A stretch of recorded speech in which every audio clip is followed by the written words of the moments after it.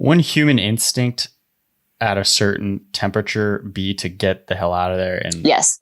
And that is why statistically, that's why people die in their fire shelters, is they're like, I can't take this anymore. I can't take it. I can't take it. And then they flip it over or like try to get out to try to move to someplace else. And then they die instantly because like superheated gases and stuff.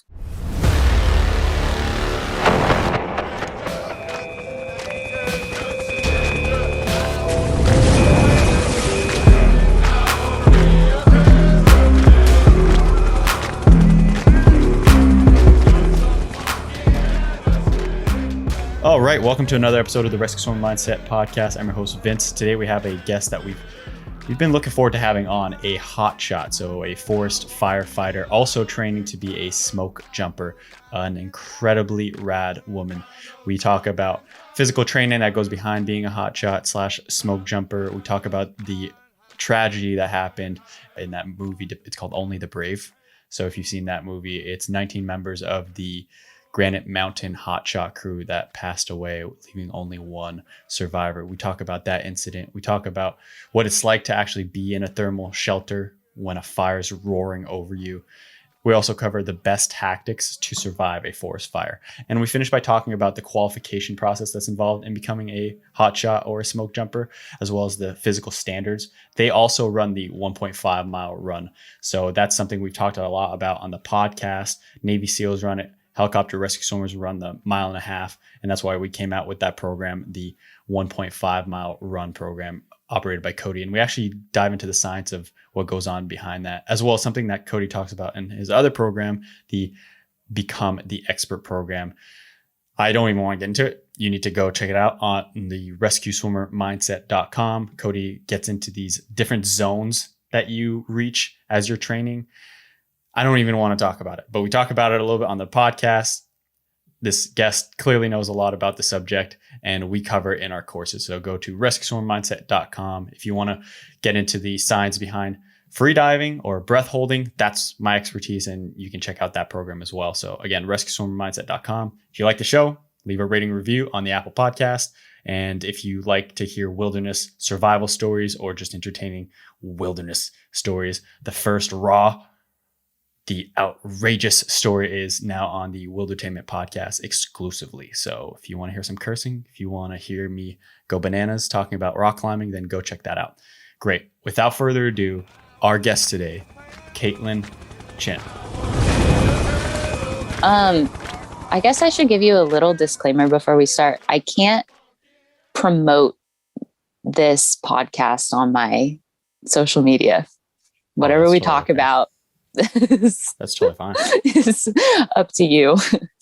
I did see your social media. It's pretty low on the followers. Is that for a specific reason? Because you have some cool shots. I actually, it's a long story, but I used to have like 80,000 followers and I deleted them all. Why? Because I felt like a fake. It was such a joke. I was like, there's no way. And it's true. Like, you know, if you have that huge of a following, the majority of them are like bots and spammers anyways. That's like the bulk of anybody's following, I'm pretty sure. But people, my own friends were like, 𝐂𝐚𝐿yn's Insta famous. And I was like, that's horseshit. I do not think that's cool. So I ended up deleting everyone, including my mom. Like, I just took it. This was actually just a couple of weeks ago. I took it all the way down to 0. So, whoa, 53 is since you deleted it a couple weeks ago? Yeah, I mean, like mostly my friends. But okay. I didn't even tell my friends that I deleted them. So like no one really knows. I don't know. I like the Instagram thing. I got like a huge following years ago when I was hotshotting, and like kind of putting out images that were pretty interesting. And I just never felt very comfortable with being recognized like that, because I'm just like a cog in the machine, right? Like I'm a hotshot, but so are like thousands of other people who are doing the same shit, seeing the same shit. They're just not pulling their phone out on the line to take a picture of it. And I just did not feel like I should have any recognition, or like, you know, lots of randos are like, oh, thank you for your service. And I'm like, I'm just a little peon, really low on the totem pole. Don't thank me. So did that happen inadvertently? Because a lot of people work hard to grow such a large Instagram following. Yeah, it was totally not me. Instagram used to not have an algorithm. They used to have like handpicked accounts. Like this was pre-Facebook ownership. And so like they would have actual Instagram employees like scour for interesting things. And so I got featured by Instagram a few times.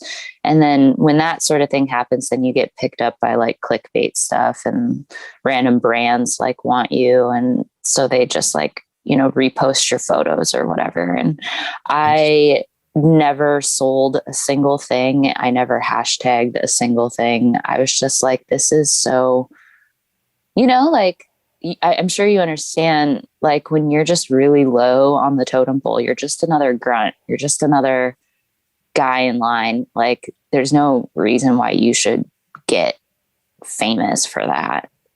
Right. You're like, no, I got to be honest with you. I understand the importance of it, especially for say our business, the marketing aspect of it. And luckily my partner Cody mostly takes care of that. Cause I like to make videos. That's what I do. I really enjoy it, but I hate getting it out there. I hate, you know, I like to take a photo and make an edit, but I don't like per se, because I know what you have to do now. You have to do the hashtags. You got to tag different places. You need to get the highest visibility just to grow it. Yeah, I try to avoid it. And luckily I got Cody there that helps diffuse it. So, you know, people can hear and learn. Well, in your business, you do need to be self-promoting, but I am not a business. I'm just a person. And therefore I didn't really like the attention. So I just deleted everything. Yeah. You were at you were like at the MySpace time of Instagram, right? As in the OG. Yeah. Yep. And like at the time, like I said, like I won't deny that what I was putting out there was interesting, because a female firefighter on the front lines is like definitely a perspective that catches attention. And I can respect that for sure. I just still didn't feel like it was, I don't know, something that I really wanted. So. Yeah. And then with the COVID stuff also kind of blew me up a little bit there for a bit. And I was just kind of like, yeah, me and my 1 million, 2 million, 5 million healthcare workers out here, like individuals do not deserve to be singled out. Like we're all fighting the good fight. I hear you. So, all right, let's get away from social media and get into the nitpicky of, in my opinion, what is pretty much the burliest job available out there. And I compare it, like, honestly, in my perspective, there's two jobs that are really, and that's like oil rigging. I keep seeing those guys moving those pipes. And then you guys just all grimed up with dirt and just smoke and everything. I really have always looked up to what you guys do, and I've often considered it. So thanks so much for coming on. We keep talking about getting a smoke jumper on, and you just informed me that you're training for that as well. But we'll get into the hotshotness of it. So how long have you been doing that? Been a hotshot for? Well, I started in 2011 on what's called a Type 2 IA hand crew, which is kind of like the little brother to hotshot crews. It's where rookies kind of get their feet wet or on an engine. But I did that for a couple of years. And then I was kind of told in those first couple of years that I would like never make it as a hotshot. So that sort of pissed me off and made me want to do it. So then after that, I went and I was a hotshot for 3 years in Oregon. And then from there, I repelled, which is, so I haven't been a hotshot in a while. I repelled for the next 4 years, which is helicopter repelling. And then I took a year off, and now I'm training for fire again this year. When you're a repeller, you're no longer fighting fires. What is repelling? Oh, repelling is, it's like the helicopter version of smoke jumping. So both are aerially delivered firefighters. They're both intended to get people on the ground into remote places very quickly. Helicopters have the advantage of being very quick, and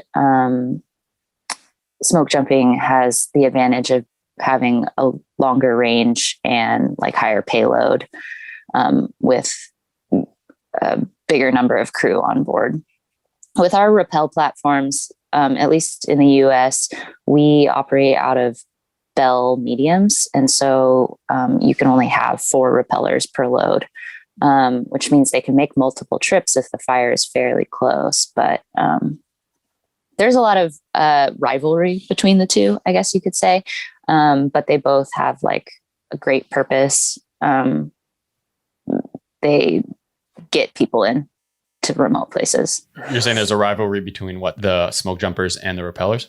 Yeah, totally. We're both like aerially delivered. We race to fires when there's a call out, like a fire spotted, and they start calling out resources. Like it's like, who's going to get there first, the repellers or the jumpers? And we've beat them a couple times. And by we, I mean repellers, because I'm not a jumper yet. Yeah.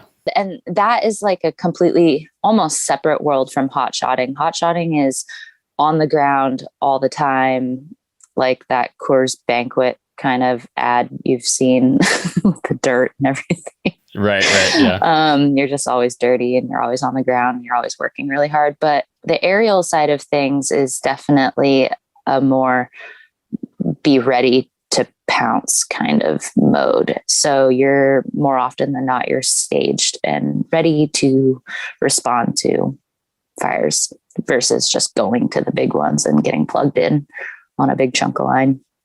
Interesting. Well, we'll get into the aerial, but we'll start with the hot shots. But I'm just curious what kind of shit talking goes on between the smoke jumpers and the repellers. Oh God, there's so much of it. It's so funny.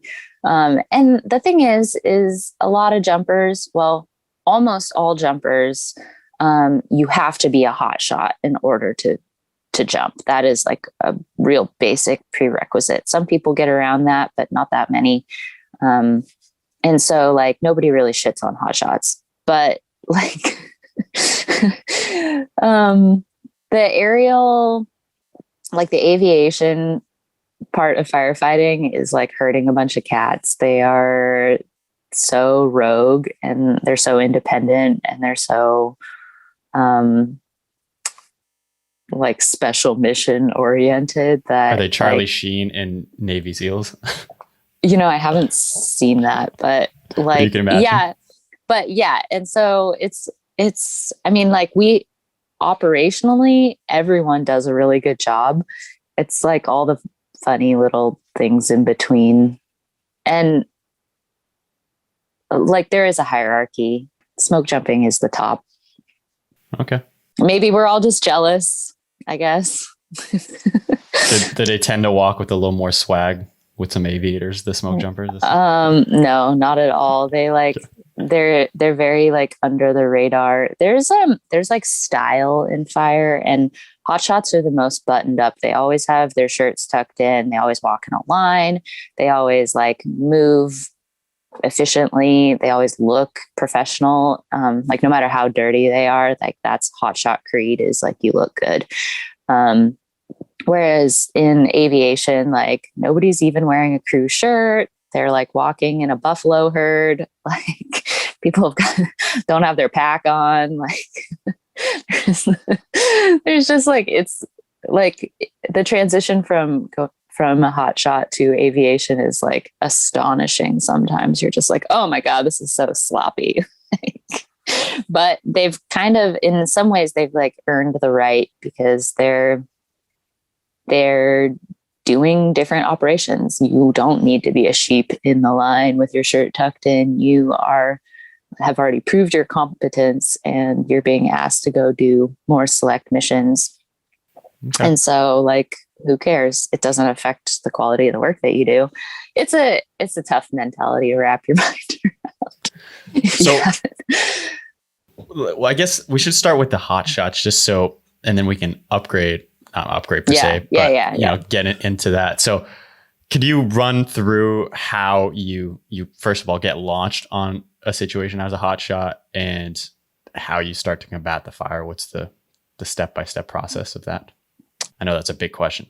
Oh, yeah. So I guess I should start with hotshots are 20-person crews.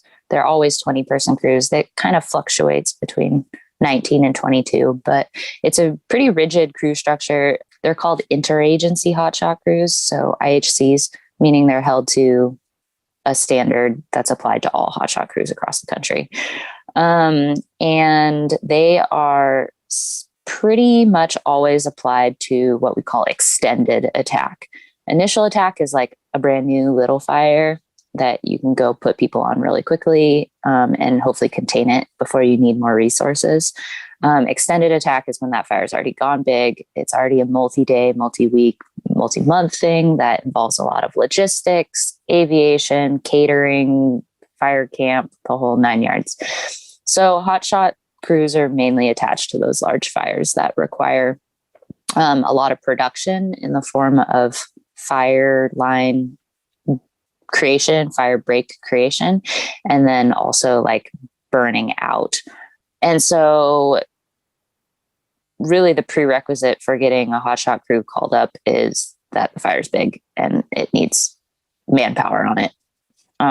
That big is super variable. Like that could be like 5 acres or that could be 250,000 acres. That happens to, like, what was the California spread? I mean, that North complex last year went like, I don't even remember. It was like well over 500,000. I know it went like 200,000 acres in one day.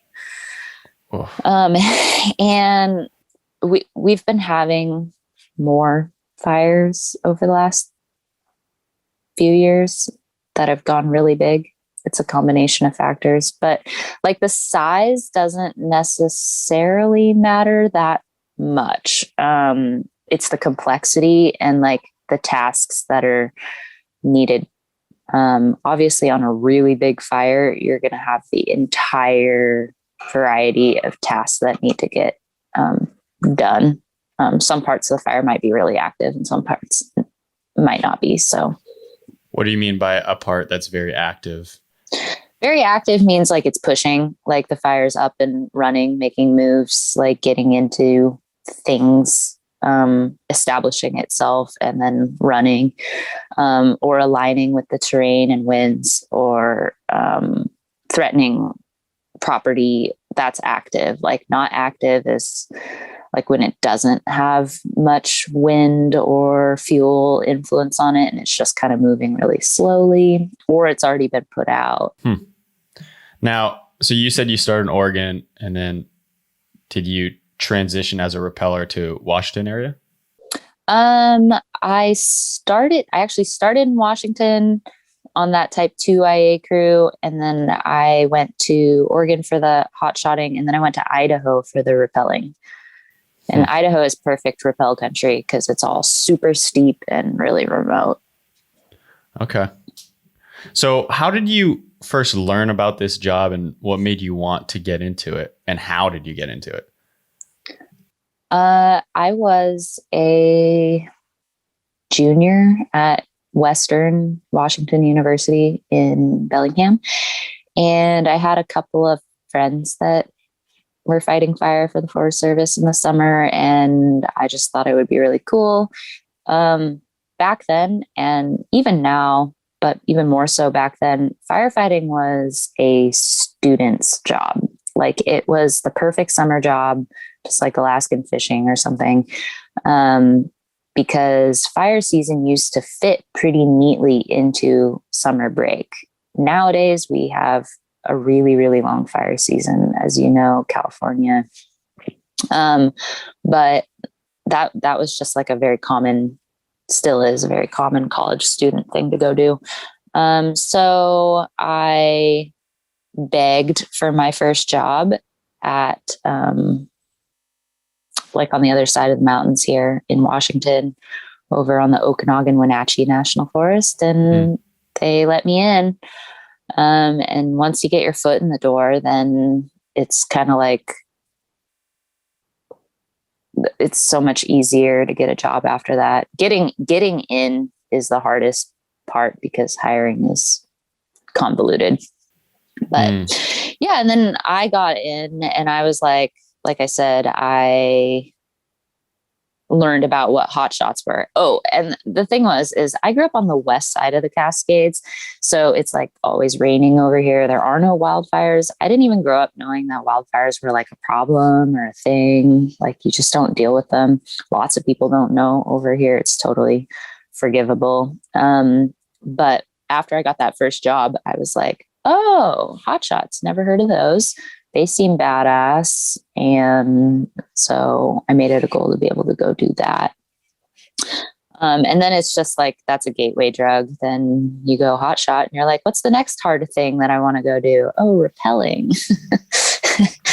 And is there a physical standard to getting recruited though for the hotshots? Yeah, not to get recruited, but on day one, first 10 minutes, you have to do the PT test.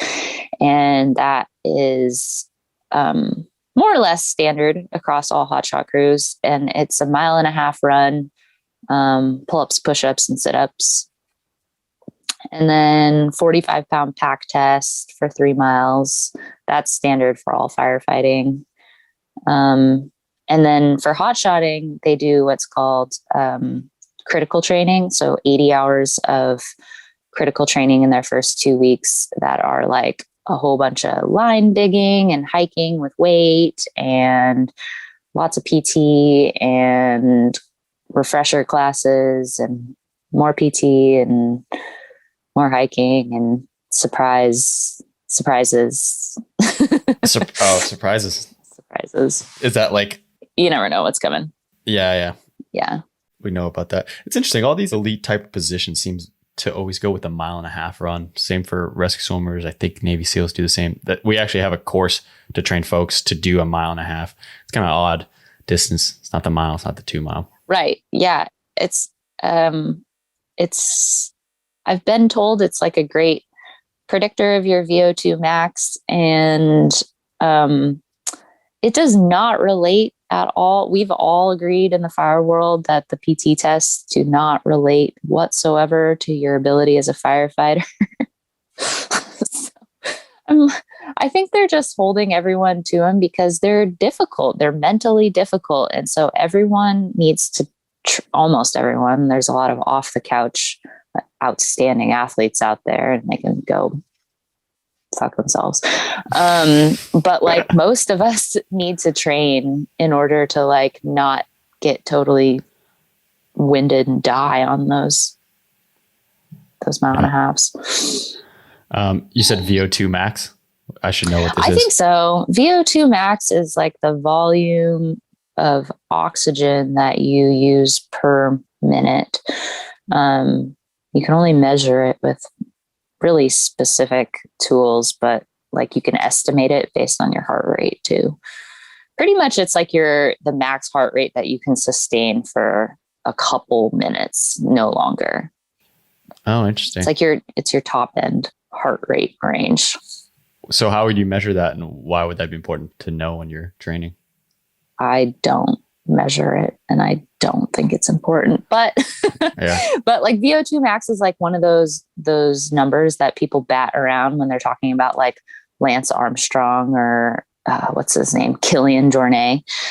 They have like absurdly high Vo2 maxes, and what it means is that their bodies are incredibly efficient at processing oxygen. So for every breath they take, they are getting more oxygen into their blood, and that oxygen goes to your muscles, and then it makes them like basically better gas mileage machines. So for their effort level, they're like hardly breathing. So how is this different from blood oxygenation, as in something you would get on a reading off a pulse ox? It varies from that? No. So Vo2 max is like your rate of oxygen consumption. So you're like liters of oxygen per minute. And then your blood oxygenation is the percentage of your blood that is, of your hemoglobin that is loaded with oxygen. Right. at any given time. So it's like passing a light through your blood cells to see how oxygenated they are. Yeah. Okay. I gotcha. Yeah. I know you're a trail runner. I started reading that breath book and adopting the whole breathing from the nose situation. Yeah. Do you do that too? Well, yeah, it's like the zone 2 running. Yeah. It's fascinating. That's a huge underrated part of aerobic training for sure. Are you adopting some of those methods as a trail runner yourself? I did. Over the last couple of years, I've run a few ultras, and this past fall, I ran a 100-mile race down in Arizona. And so the preparation for that involved a ton of aerobic training, which I didn't go by like nose breathing specifically. I have a heart rate monitor on my watch, so I just kind of stick with that. If you want to be super accurate, you can use power, like watts, like get a foot pod and stuff. But the next best thing is probably a heart rate monitor. And it's like it's just all about keeping your heart rate under a certain level, which is individual to you, in the zone that we call like zone 2, which if you do a load of work in zone 2, it increases your aerobic base, basically makes you more efficient. This is very nerdy, but like from a cellular level, what it means is you grow your the density and the efficiency of the mitochondria in your muscle cells, and you just basically become a more efficient machine. So less work at faster paces, or less work at the same pace, or both. I think my partner's Cody's talked about zone 2, but could you explain that just for folks listening in?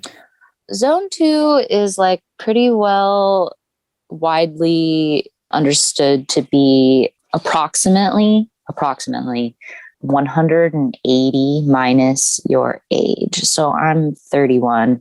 My zone 2 upper end would be roughly 150, 149. And so what that means is doing all of your work, or not all of your work, but like 80 to 90% of your work under 150 beats per minute. And then you can fudge around with that a little bit, like +5, -5, depending on whether you're really well conditioned or if you're injured and coming back after a long time off.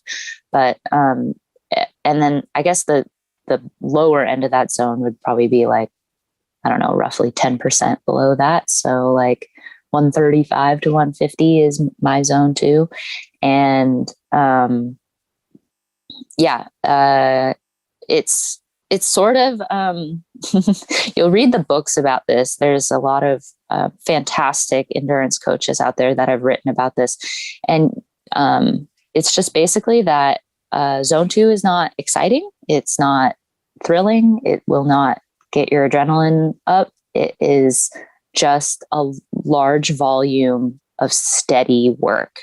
And there's no escaping that. If you want to be a good endurance athlete, you will put in a shitload of like lower effort work.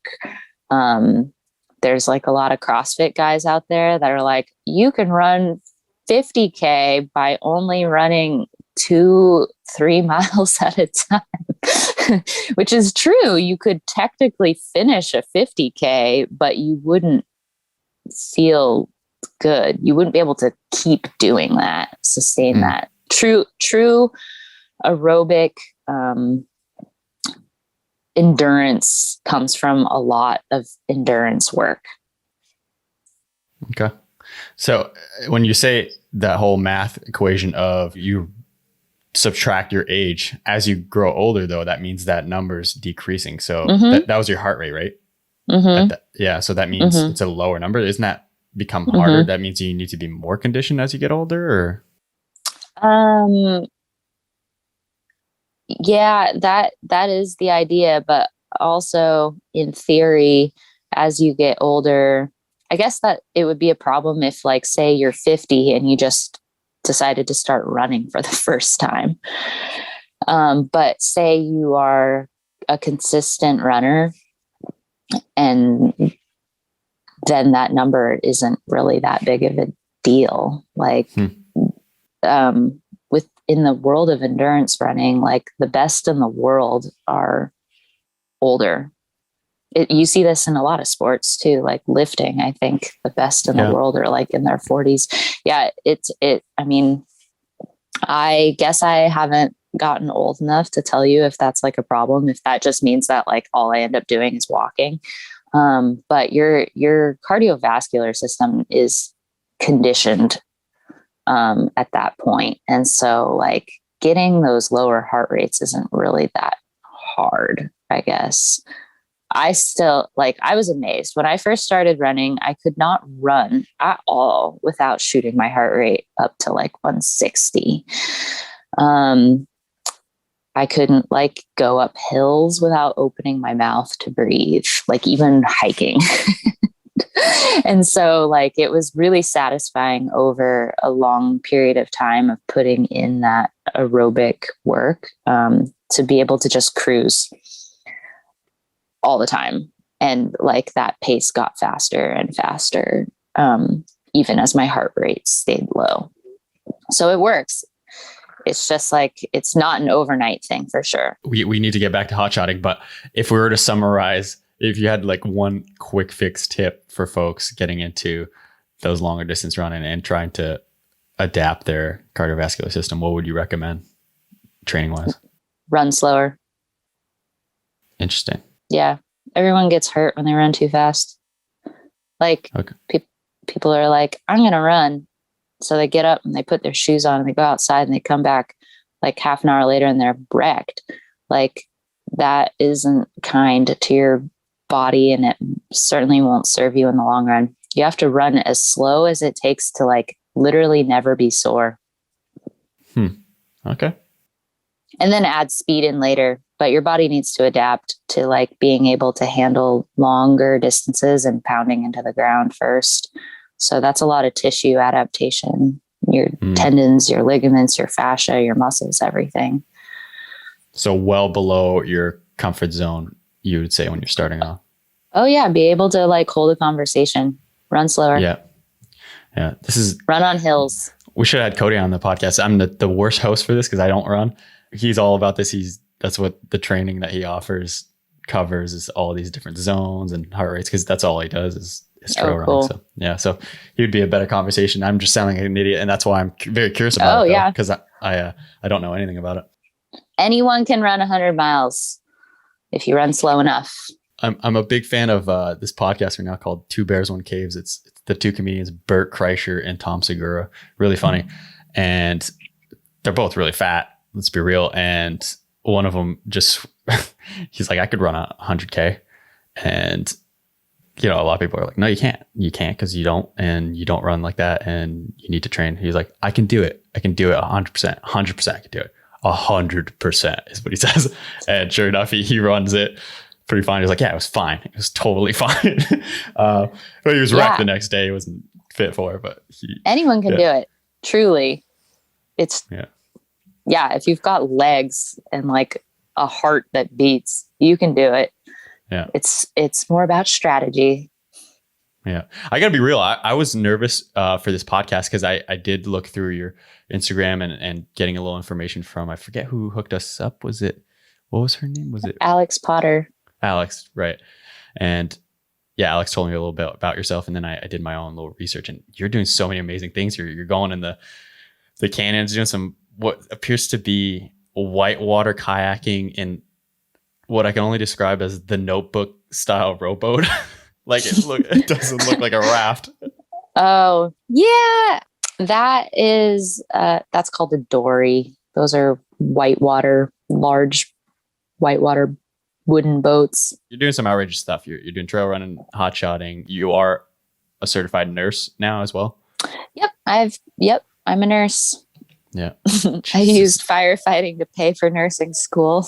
Is this a great incentive position to do as a student? Like financially, it's pretty good. In Canada, we had something called, I did tree planting back in the day. I think that's our version, maybe of Hotshots over here as well. That's our summer gig that I want to say is slightly comparable. You know, it's kind of gritty and dirty. But yeah, is it pretty good pay for a student doing something like that? It's pretty good pay, but it's only because of a ton of overtime. The actual hourly base pay, I think, is probably $14 an hour or something for most hotshots. It's not, I think that's the GS4 wage roughly. But every single shift is 16 hours and you work 14 days in a row as a standard assignment with 2 days off. And, so you work through your weekends, and then if you do finish a 14-day assignment, then your 2 days off are paid at base 8 hours as well. And then when you're on a fire, you get hazard pay, which is a little differential over that. And so it adds up to a pretty good summer gig for a young person. And we call it, like, everyone knows what hotshot money is, which is like you're 22 years old and you just made more money than you've ever made in your life. So you go buy yourself a bunch of really nice things. And it's really not that much money. It's just it's just a lot of money for you. Right. 'Cause I mean, like the demographic of people who get into fire, they're all like young, predominantly male kids looking for an adventure. Certainly seems like an adventure. So let's get into breaking down what. So you get a call, right? Let's go from start to finish, more or less, on what I guess you described as a complex fire. What would be a technique? What would be some of the things that you're doing on a day-to-day to combat this fire? Well, hotshot crew would go to whatever division they're assigned to. Usually if a fire is pretty big, they'll break it up into divisions. And this is on an established, like, large fire. Say it's been burning for a couple days already. And it's like making new moves every day, and they're trying to catch it. So they break the perimeter of the fire up into divisions, and each division has their own set of resources. So your crew is assigned to, like, Division Alpha, and you go there, and your division leader will tell the hotshot superintendent, like, what his plan is. More often than not, the hotshot superintendent tells the division what his plan is, and they just go with that. There may be one hotshot crew on that division. There might be 3. There could be 5. It depends on, like, how hot that piece is, or how complex the terrain is. And then say they haven't seen that ground before, or maybe the fire made some moves overnight, so they don't know where the fire's at. First thing they'll do is go out and send some people to look at the line. Not send the whole crew first. Usually they'll hike some scouts out, or usually a combination of the two. There's an eye in the sky called air attack, which is a fixed wing aircraft that continuously orbits the fire, and they keep eyes on all divisions, so they can get eyes into things that we can't necessarily see. So once they've scouted and looked at the piece of line, then, and not always, sometimes it's really straightforward and you don't need to do a bunch of pre-scouting first, but then we get in and they send the crews in to start working. And that, in a hotshot crew, it pretty much always goes like the sawyers go first. That's a sawyer? A sawyer, chainsaw guys. Okay. And typical hotshot crews have 3 saw teams, and that's comprised of the primary sawyer and a swamper. What's a swamper? A swamper is, so the guy with the chainsaw is cutting stuff. The swamper is pulling that material away. So, and they'll switch off oftentimes, like maybe they'll go tank for tank on the gas, or sometimes like the primary sawyer is the sawyer all day and the swamper is the swamper all day. But those guys go first, and they just start clearing brush and falling hazard trees, or falling any burning trees. And so they start basically like bulldozing their way through. And then when those guys have gone through the dig line, which is the rest of the crew comes in behind them and they're scraping out the 3-foot wide dirt down to mineral soil line that stops fire on the ground. How deep is that?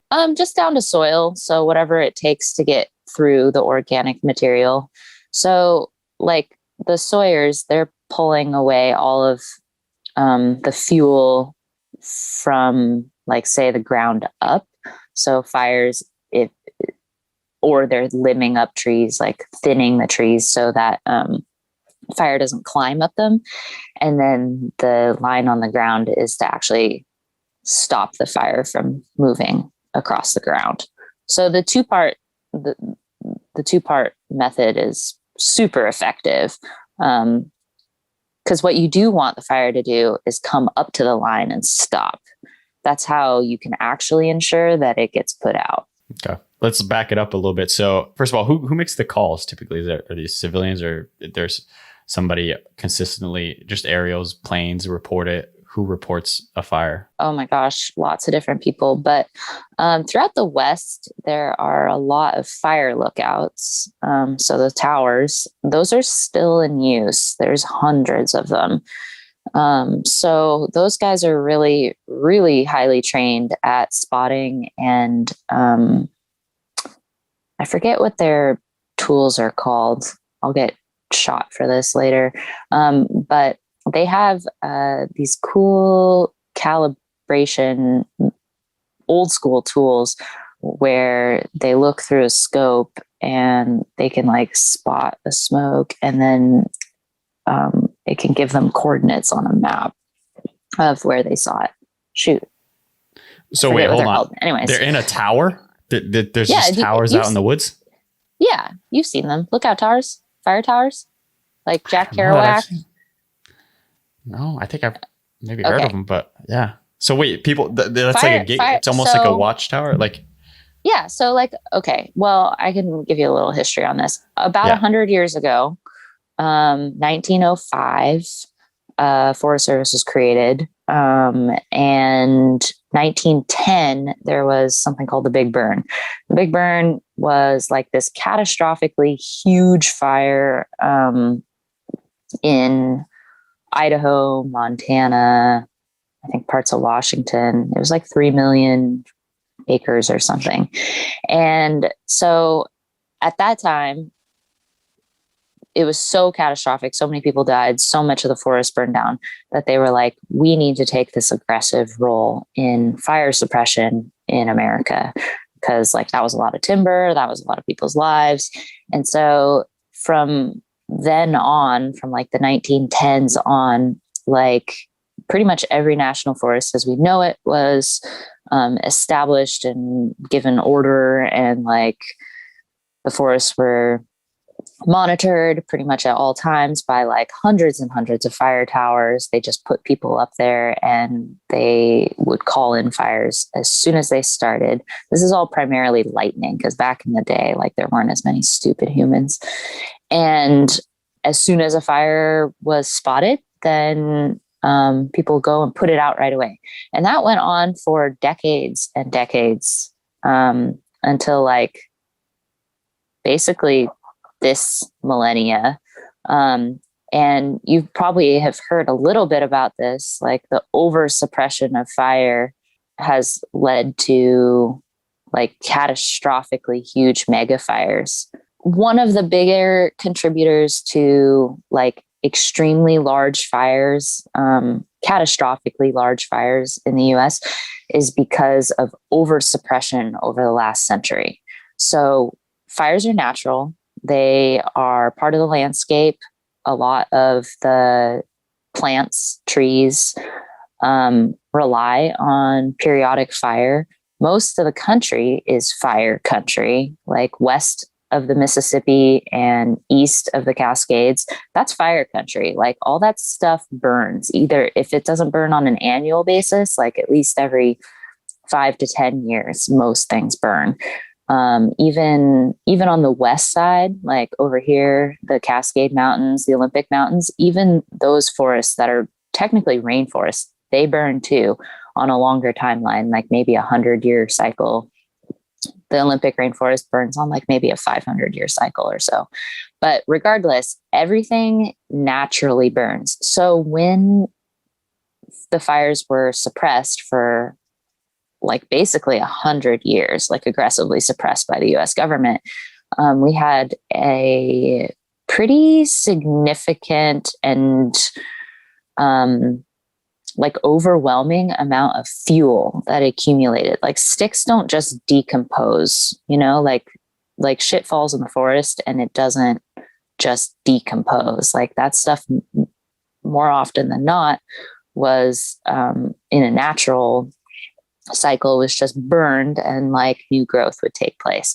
Likewise with like a lot of species of insects, like you might have heard about beetle kill, like affecting, for example, like the whole western half of Colorado, all those forests, like their trees look like shit because they've been killed by beetles. That beetle population is naturally suppressed by wildfire. But when you don't have natural wildfire coming through, then like those populations get wildly out of control and they kill the forest anyways. And then those forests burn even harder because all the trees are dead.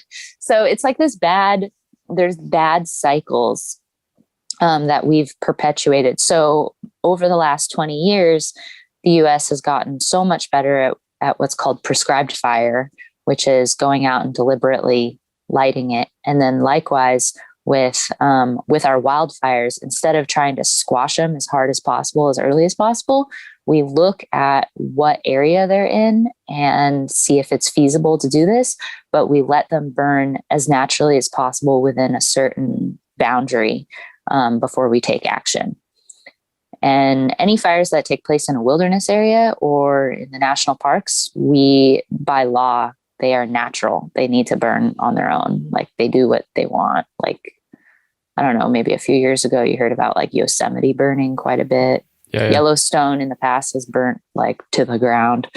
And that's normal. Like people think of fire as such a bad thing, but like that's normal. That's what the ecosystems have relied upon for millennia before humans decided that fire wasn't good. So off my soapbox.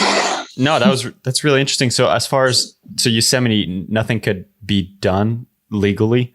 They didn't try to combat that. They did quite a bit. I mean, they did quite a bit to try to keep like public areas safe, but by wilderness law, we're supposed to not use any motorized anything. So you're not really supposed to use chainsaws in the wilderness. You have to get special permission for that. But you're just supposed to let it do its thing. It's wild. It's wilderness. So yeah, there's like a lot of exceptions to that. I fought fire in the Grand Teton National Park a few years ago. Whoa. And that was pretty cool. And, but like, yeah, we go in and protect, like there's like a whole bunch of old cabins and stuff. You go in and you wrap them with basically foil. And you try to protect like cool historic things and you try to protect like actual infrastructure, but otherwise you let the fire do its thing. Where you wrap a cabin in foil? Yeah, structure protection isn't really my forte, but yeah, there's like a special kind of wrap that you can put on houses and infrastructure to help deflect heat if fire does come through. It's a whole different world I don't know anything about. So is this put on manually by individuals or it's a machine? Yeah. Whoa. Yeah.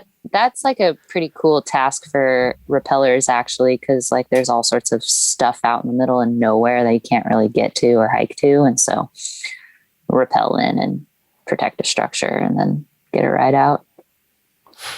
So as far as the hotshots go accessing this, do you guys drive out on forest roads, get to the nearest place and then start walking? Because I know you guys do a lot of walking, right? Yep. Hotshots like pretty much almost never get helicopter rides. They're walkers. And so they normally travel in like a little convoy. Have you seen a hotshot buggy? It's like it's like a little short bus. So normally there's there's like a 4-vehicle convoy for each hotshot crew, and they're totally self-sufficient. They bring all their own tools, water, got MREs for at least a couple days. And like a lot of crews have an ATV or a 4-wheeler of some kind. And they drive as close as possible, and then they start hiking in.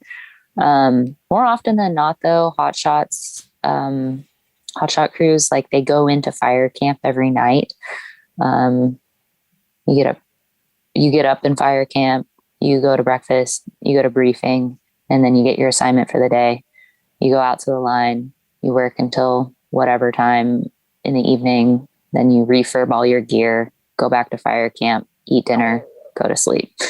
And then that's like a 16-hour day. And you do that. And that's the pretty standard hotshot assignment.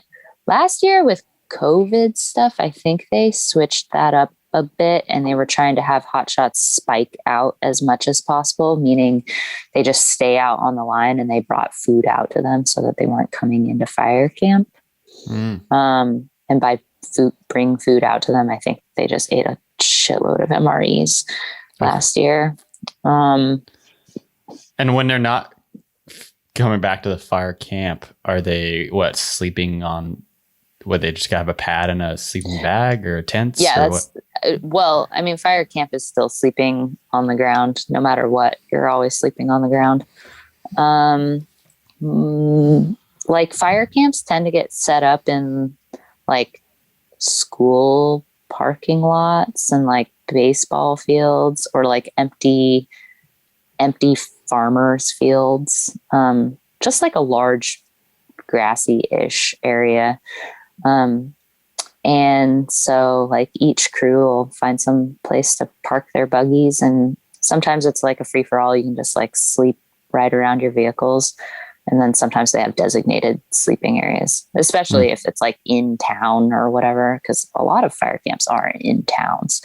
They'll like make designated areas. So are you guys only really intervening when there's risk for buildings and structures that are trying to be saved? Or are you also, if it's just getting too large and out of hand, you are trying to completely suppress it? Both. Well, so like there's hardly anywhere left in this country that isn't intersected by a road or has somebody's flag planted somewhere. It's really, really difficult for a fire to start anywhere without it threatening something. And I mean, it's a multi-part game. The Forest Service sells timber. Some people don't know that, but it's an industry as well. So like, we aren't necessarily just trying to like promote natural ecosystem fires. We are also protecting timber assets as well. And yeah, we like, smoke is a big impact. So like any fires that are near towns, of course, we're suppressing them because they are near valuables at risk, but also because we don't want the air quality of like major areas to completely get destroyed. Lots of like power and utility stuff is out there. Like wind farms increasingly are out there. Power lines, like all kinds of military stuff. Like up in Alaska, we were fighting fire around a lot of military stuff. So you've deployed in different, I don't know if they call it deployed per se, but you've gone to different states to do this. Yeah. Yep. All over. The Forest Service is a federal agency, so you have your base in one spot, but you are property of the federal government, so you can go anywhere. More often than not, you'll stick to a fairly local area, meaning like the couple of states around you. But they just move everybody around to where they're needed the most. So we kind of follow this counterclockwise pattern, or we used to. It was pretty predictable. Like fire season starts down in the Southwest, like Arizona and New Mexico. So early season, or Southern California, early season, you'd start down there with your first fires, and then you'd start kind of moving up into like Colorado and Utah and Nevada, and then you'd end up in Idaho and Montana in like the mid-summer, and then the end of the season was usually Washington, Oregon, because those are like the last to start really drying out. And then like Alaska season, pretty variable from year to year, but Alaska burns even when it's raining, like pissing rain. And same thing with Florida and like the Southeast, like all those areas are quite wet and humid, but they burn just as hot. I haven't heard of many fires in Florida. Yeah. So where is that? Florida burns probably more than anywhere else, actually. Wow. I went and fought fire in Florida a couple of years ago, and I was like, this is so weird. We're staying at a hotel on the beach. But is it brush burning or trees? So, all the plants down there, they're like tropical, right? Like mostly. So, you know how like wax and oil is an accelerant? Yeah. Yeah. So all the plants down there are basically covered in their own accelerant. They're all waxy. They're all like oily. Yeah. So they burn a lot, and they burn really, really fast, and really hot because the density of the vegetation down there is high. It's a very lush, wet place. So yeah, they actually the Everglades and like Big Cypress, which is way down in the southern tip of Florida, they have some of the biggest prescribed fire burning programs in the country. They burn like millions of acres, deliberately burn millions of acres a year because it grows back so fast. So right now, this is burning season down in like Florida, Georgia. They're all out there getting after it right now, burning. And that's to protect, that's like to preventatively protect valuables at risk. When they deliberately burn those things under their terms, then it makes fighting wildfire so much easier. Does that mean somebody's going out there with what, a flamethrower or something? Yeah, those guys down there have some really cool stuff. They're special. They're like, you wouldn't find any of that stuff in the West, but down there they've got like, what are those like fan boats? They've got they've got like those swamp boats. They've got like the 6-wheeled like creature 4x4s, like, and they've got, the flame thrower torches. They're called Terra torches. They also do, we use this all over the country, but ping pong balls, which is, helicopters will run grids overhead, and they'll drop balls full of, forget what it's called. It's like nitrates, something or another. It's basically fertilizer, like lawn fertilizer. It's highly flammable. And this machine injects water into them or something that makes it start to burn, starts the reaction. Anyways, you drop flaming balls out of helicopters in like a grid to fill in like large areas at a time. So these are actively lit balls? No, gosh, I should have done my homework before I started talking to you.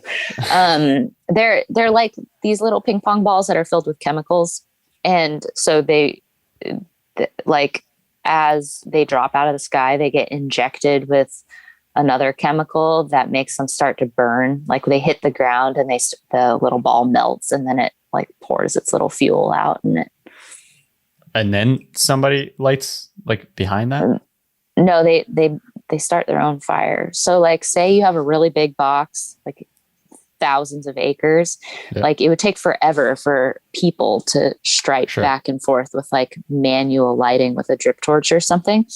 So they fly overhead and they drop the balls, and that just fills in the center like so much faster, so much more efficiently than like humans could traverse over the ground. But then how is it lit is what I'm wondering. You're saying like the ball when the chemical, when the two chemicals combine, it ignites. Oh, okay. Yeah. Wow. That's cool. I'm sorry. Damn. I sound really dumb right now because I should know these things, but it's basically whatever the chemicals are. I'm pretty sure it's like the same stuff that's in fertilizer. You could literally say anything on this podcast because nobody really knows about fire. So I think this is all new information for us. Yeah. And like nowadays they are starting to develop a pretty cool drone program. So, which is like great because then they can go and use like infrared cameras in tight places, and they can drop smaller quantities of those ping pong balls, like to just fill in cold spots that need to burn, little islands, pockets, and like do recon with the drones, which is like less human life at risk, which is way cool. So let me try to break down more or less what a hotshot does in layman's term, just based off of what you've told me. So you get a call, you guys drive out to the nearest access point, you hike in, you get briefings, and then you have these different individuals. So a sawyer, you said, and a swamper cutting the brush, making a line. Then I guess, is it the regular hotshots come in, they dig a trench, you were saying about 3-ish feet wide, deep down. And is that pretty much what the most missions look like? Yeah. Yep. Okay. That's the bread and butter, is going in and building a fire break like that.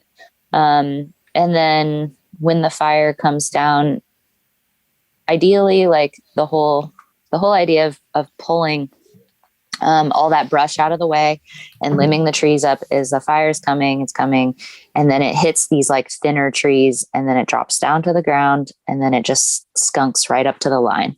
And then once the fire meets the line, then we can go in and mop up, which is to say like turn over, and like if we have access to water, it pretty much means we make that piece of ground cold. And a fire isn't truly secure. Like just because it hit the fire line and stopped does not make it like out. You have to actually make that dirt cold. So that's like the less glamorous part of hotshotting, is a whole lot of mopping up. And once I think typically, depends on how much action there is, but like they usually like to see 50 or 60 feet off the line, like completely cold, and more if there's like big trees that had fire up in them above that could fall across the line eventually. Those need to be mitigated. What does that mean? You're turning dirt over? Yep. You're like stirring the dirt, and hopefully you have water. And so then you can plumb a hose lay. We have like 2-stroke pumps that are pretty powerful, that you can, like if you can find a stream or a like pond or something, then you can pump quite a bit of water up, and then just make it cold so that you can say that piece of line is actually controlled. So like putting a line on something is what we call containment, but actually making it cold inside that line, like a big buffer, that's control. So, and those words mean a lot in the fire world. Like if you have smokes pop up on your line after you've said it's controlled, you're in deep shit, because that means you put your stamp of quality on something and you walked away and you were not done. It doesn't mean that those little smokes are going to charge the line and you're going to lose the whole fire or anything. It just means that like you didn't do what you said you were doing, like what you said you were going to do. It's like the quality assurance guy shit the bed. Oh yeah. Okay. Yeah. Well, I mean, like mopping up is, like I said, it's not glamorous. Like at a certain point after you're pretty sure that it's cold, like the whole crew gets down on hands and knees and is like running their hands through the dirt to make sure that there is absolutely no heat left. Wow. And that might be for like I said, like a depth of, I don't know, like 20 to 100 feet off the line. And then you sit there like, a lot of times then you sit there and you wait till the heat of the day, and watch for any heat to pop back up again. Cause it's very insidious. Like fire is determined to burn in the smallest ways deep underneath the dirt. And so it's a long process to call a fire out.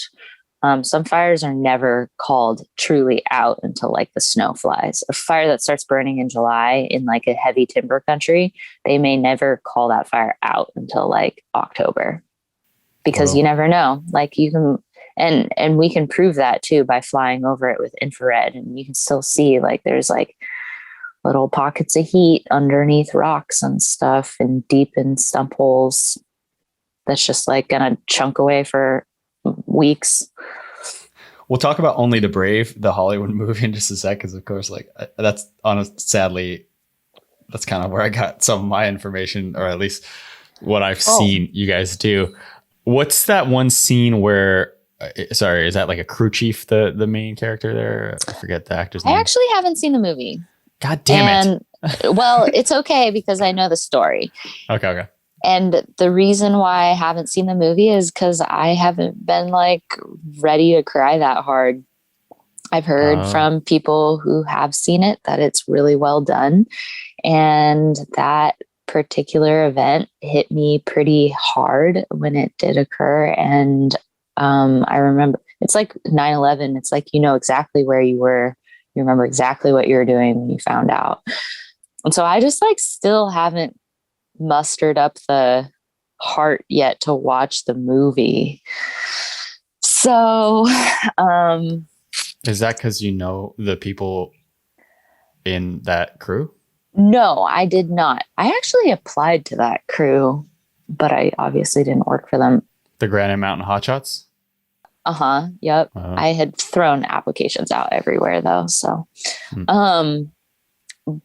but yeah, no, it was my first year as a hotshot. That was 2013. It was my very first year as a hotshot. And we had it had been a really slow spring. We had like barely even been out on fires. This happened on June 30th.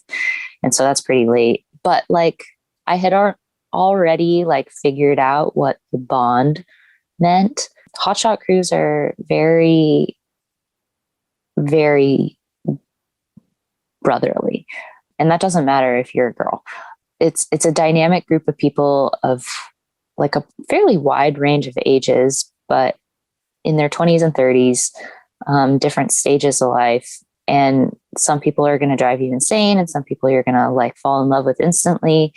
And you've got your leaders, and you've got your new guys, and you've got your everybody in between. And like, it's one of those things where you go through really hard things together, and then even your least favorite person on the crew, you would like take a bullet for, because you've been through some shit, and only you know each other's struggles. Only you know like what these guys have been through. Like it's very special, a very like deep bond. And so like I had, like I said, this was my first year on the shot crew, but I already understood that perfectly. And so when I found out that an entire hotshot crew had died minus one guy, it was just like, oh my God, that's like your 19 brothers dying. That's how big it is. So yeah, I just like haven't been able to watch it yet. And for those who don't know, so the movie is called Only the Brave, and it's 19 members of the Granite Mountain Hotshot crew, which was based out of Prescott, Arizona. And that happened in 2013. So 19 members died, one survived. And it was really big burn, right? I think from the information I looked up, about 8,000 acres or so, destroyed about 129 buildings. Is the movie accurate? I mean, you haven't seen it, but did they die in their thermal shelters? Yeah. The really specific details I probably won't go into, but essentially, I guess you have to understand what a safety zone is. In fire, the things that get drilled into you from day one, hour one, it's called LCES, and it's the 4 requirements that must be in place at all times, no matter how big or how small the fire is. LCES stands for lookouts, communication, escape routes, and safety zones. All 4 of those must be present always. So no matter where you are, you're always constantly reevaluating where those 4 things are, because you're not staying in the same spot. So safety zone is defined as a place that you can go, that no matter what the fire does, you'll be safe. So that means an area that is like totally clear, like say like a really large dirt field or a body of water. That's not ideal. That's not. No, because you don't really want to, you don't want to have to submerge your crew to be safe. That's not ideal. But a large clear dirt area or a large grass area that you could easily burn off really, really quickly.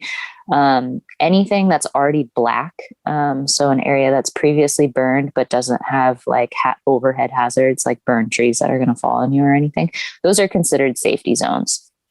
And so that means like when somebody's like pull back to your safety zone, that means like fire's getting ahead of us. We're going to our safety zone. We're going to sit and watch it from here. Like we're not engaging. Escape route is self-explanatory. That's how you get there. Those escape routes need to be timed and appropriate. So you need to know how difficult that escape route is for the slowest person on the crew to manage, and will it be enough time? You have to base all your decisions on how long it's going to take you to get down your safety or your escape route to your safety zone. What happened with those guys is they were in a safety zone when the fire was blowing up. They had already pulled back, and they left their safety zone in order to go try to protect a structure. And the fire overtook them. It was a very controversial, obviously everyone in the entire fire world was just like, that fucking sucks. Like those guys definitely are heroes. They were doing their job. At the same time, it caused a lot of discussions in the fire world about what prioritizes what. And I know at least for the Forest Service, they pushed a message very, very hard after that there was absolutely no building, no structure, no infrastructure, no property, nothing that was worth the cost of a human life. Let it burn. Was it, they were also trying to go and protect livestock is I think what I read. Like probably. Yeah. Yeah. Maybe like a large group of cattle that was at risk. Yeah. Yep. And so like the message that was carried forth from there for most fire managers was just like, that was a horrible tragedy that you can rebuild. You can rebuild anything, but you can't bring someone back from the dead. Yeah. And the one that survived, I think, at least in the film, seems like he was the lookout, and maybe that's why he was separated from the crew. He was. Right? Yep. Yeah. Lookouts tend to be separated from the crew. Their whole job is to gain a point of advantage that they can see better than the crew can. And because the crew's job is to put their heads down and do the work, the lookout's job is to keep their head up and like spot stuff from further away, keep the crew informed of what's going on in the bigger picture. We'll move away from that. But what I was wondering about is, I think one scene, the way they're operating and combating the fire, it seems like they're throwing some kind of fire as well. There's a decision at one point where they're trying to decide whether to burn or not. So is there some kind of tactic to burn, to basically cut off the fire as well, with suppress fire with fire? Yep. Fighting fire with fire is like also if digging line and creating a fire break is like, that's like half of hotshot bread and butter. The other half is burning out. And that is, that's fighting fire on your own terms. So putting fire on the ground to create that buffer, so that fire can run into the fire that you've already created and stop. That fuel's already burnt. So often that's employed, like in the most ideal situations, that's employed in what we call the big box method, which is you burn out off of roads. You just draw a really large box using natural breaks that you already have. So it minimizes the amount of really hard work that you have to do. And then you put fire down as a buffer, and then you let the fire come to you, and run into that. In emergency situations, burning off, like I was saying before, a safety zone could be a place that maybe already has fuel in it, like grass or something, but you can burn grass. Like if you set dry grass on fire, it will be cold within minutes. So it can be a really good thing to preemptively burn what you'd like to call safe. And likewise, in an emergency situation, starting the fire close to you is inevitably going to be better than having a wall of fire run at you. And how does that fire that you start not get picked up by the winds or whatnot, or get out of hand as well? Hopefully you already have your fire break in. So you're just like milking it back from the line you've already put in. Okay. So you put in fire just right along the line, and then like a few feet in from the line, and then a few yards in from the line. And you're just kind of like stripping it back and forth to make it a decent buffer. Has your crew ever had any close calls and had to retreat or? Yeah. But the thing is with that, and Hollywood will over dramatize this. The news will definitely over dramatize this. There is a lot of care taken to not end up in those situations in the first place. Not engaging the fire is totally a valid option in wildland fire. This isn't like fire trucks and burning buildings, you have to go in. No, it's a tactical game where you play when it's your advantage. When you're getting your butt kicked, you walk away, because there's nothing worth getting hurt over.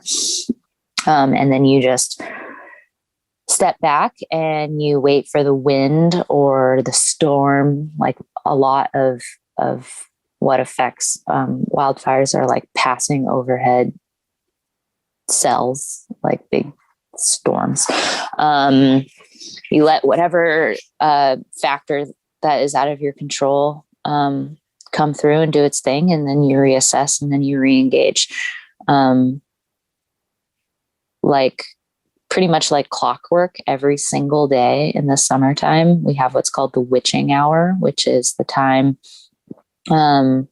roughly between 3 and 6 p.m. That almost all fires kick up. It's the hottest part of the day. 3 o'clock is the hottest hour of the day.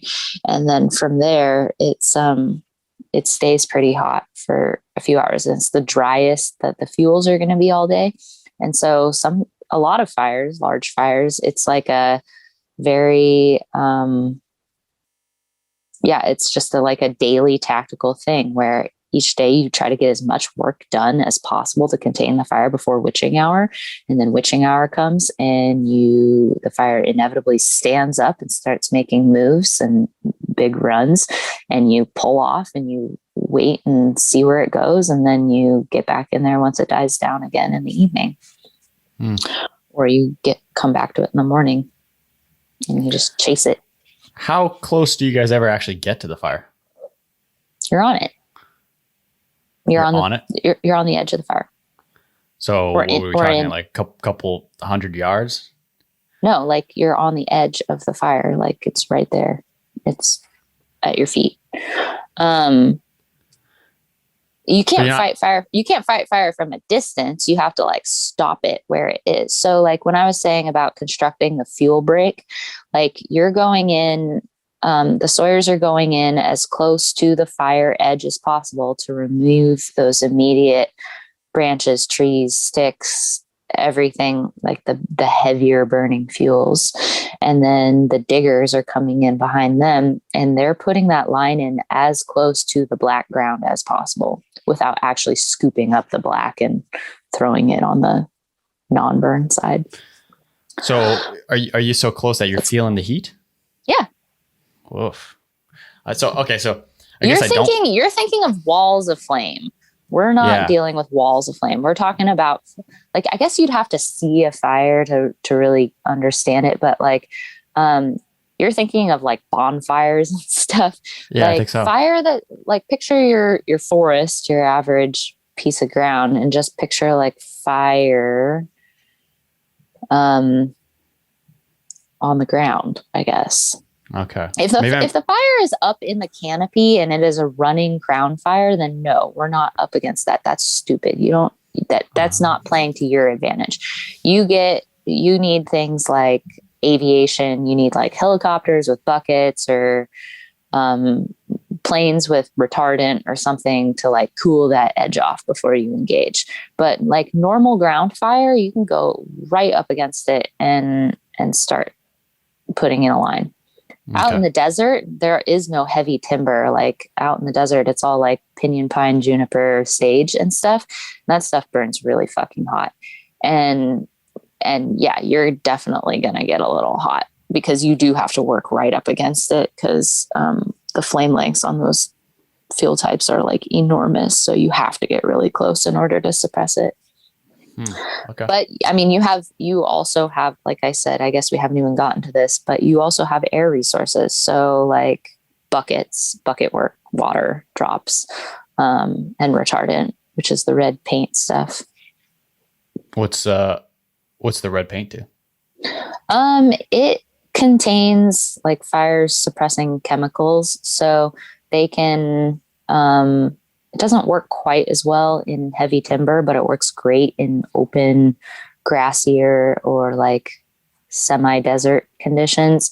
But you can have a plane drop a long line of paint and the fire will run into it and it won't necessarily completely stop it, but it'll slow it down enough that you can get in there and reinforce it. Gotcha. So yeah, I do apologize. I think I picture larger tree areas and canopy areas of Hollywood. Yeah. No. So do hotshots operate though in the larger trees? Do they have to do cuts and stuff like that? So the sawyers, those saw teams that I was speaking of, those saw teams are usually, they are extremely good. Their forte, their wheelhouse is cutting down trees. So those guys, like probably 75% of their work is still just cutting brush and clearing brush, but they also fall trees. And that into itself, you probably know, is like a huge skill, being able to cut. But all firefighters are trained to cut. It's just like assigned roles. Once you're in operations that Like if you're a digger, you're a digger. But everyone gets trained to fall trees, even me. Okay. Yeah, and you refresh on it annually. Is that a slight bump in pay grade as far as Nope. No? Okay. No, just glory. Gig. Okay. Just glory. Hotshot sawyers are kind of like the revered. They're like the ultimate badasses of the fire world. If you're a hotshot sawyer, you're hard. Okay. Yeah, because you always see those pictures of, they're carrying the big old, they're very large chainsaws and carrying it by the by the bar. By the bar over their shoulder. Yeah. Yep. Yep. I mean, it just takes a lot of stamina and a lot of strength to run a saw all day after day. Like these guys are jacked. Like they're so fit because those saws weigh like 25 or 30 pounds. And it really depends on like how big of a bar and the model of the chainsaw, because some of them have bigger fuel tanks too. Pretty all body intensive. Oh yeah. Workout. You have to have good technique. That's a technique thing for sure, because it's exhausting to hold a vibrating machine like out. It's a lot of work. Everyone's pretty sore at the beginning of fire season. Yeah. So what would you say what are they working mostly? It's just everything. It's almost like deadlifting. It's everything.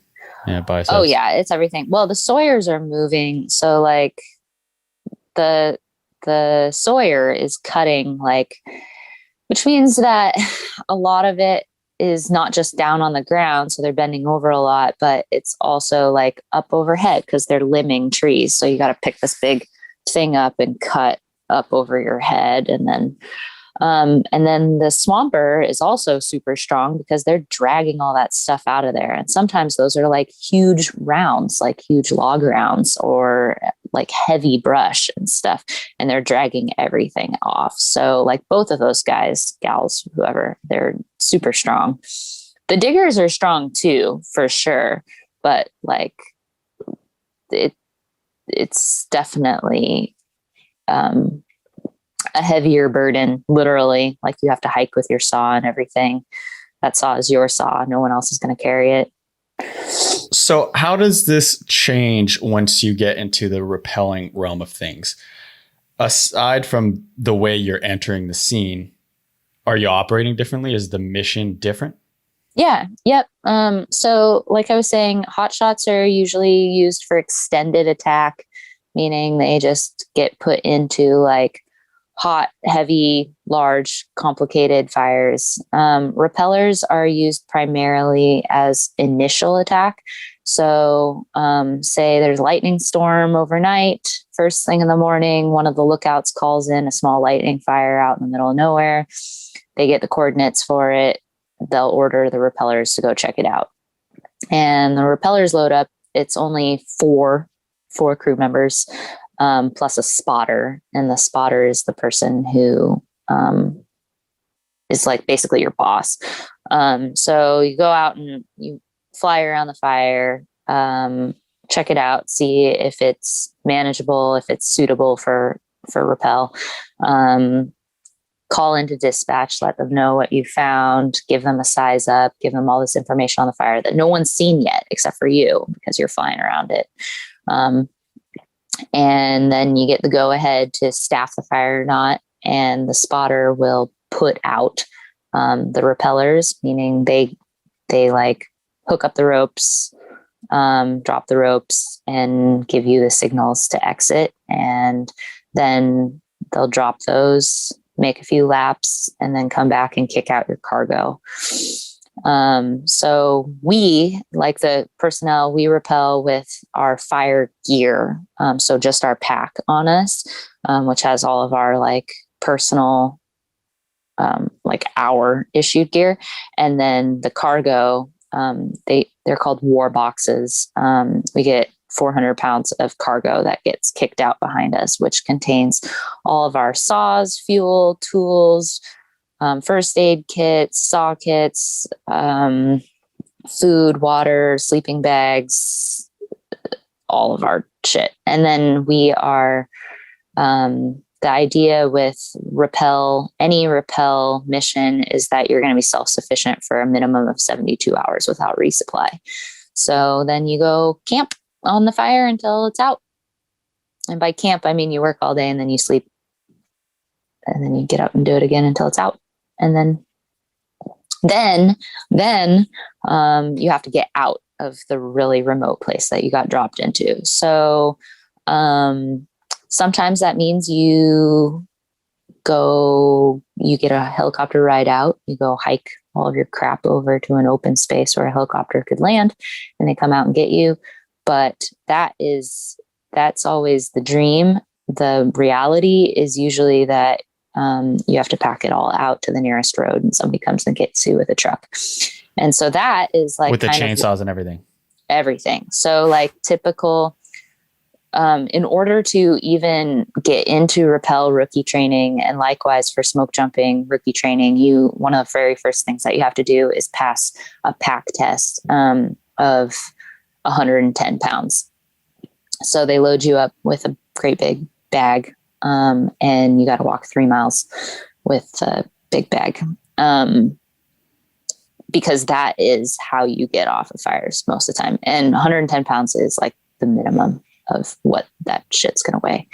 So is there a time constraint on that test? Yes. When you do the 85-pound pack test, you have to do it in 90 minutes. Same thing with the 110, and that's on flat ground. Then they'll have you do a typical terrain pack test as well, which I think has a slightly more lenient time frame, but that's like bushwhacking. Okay.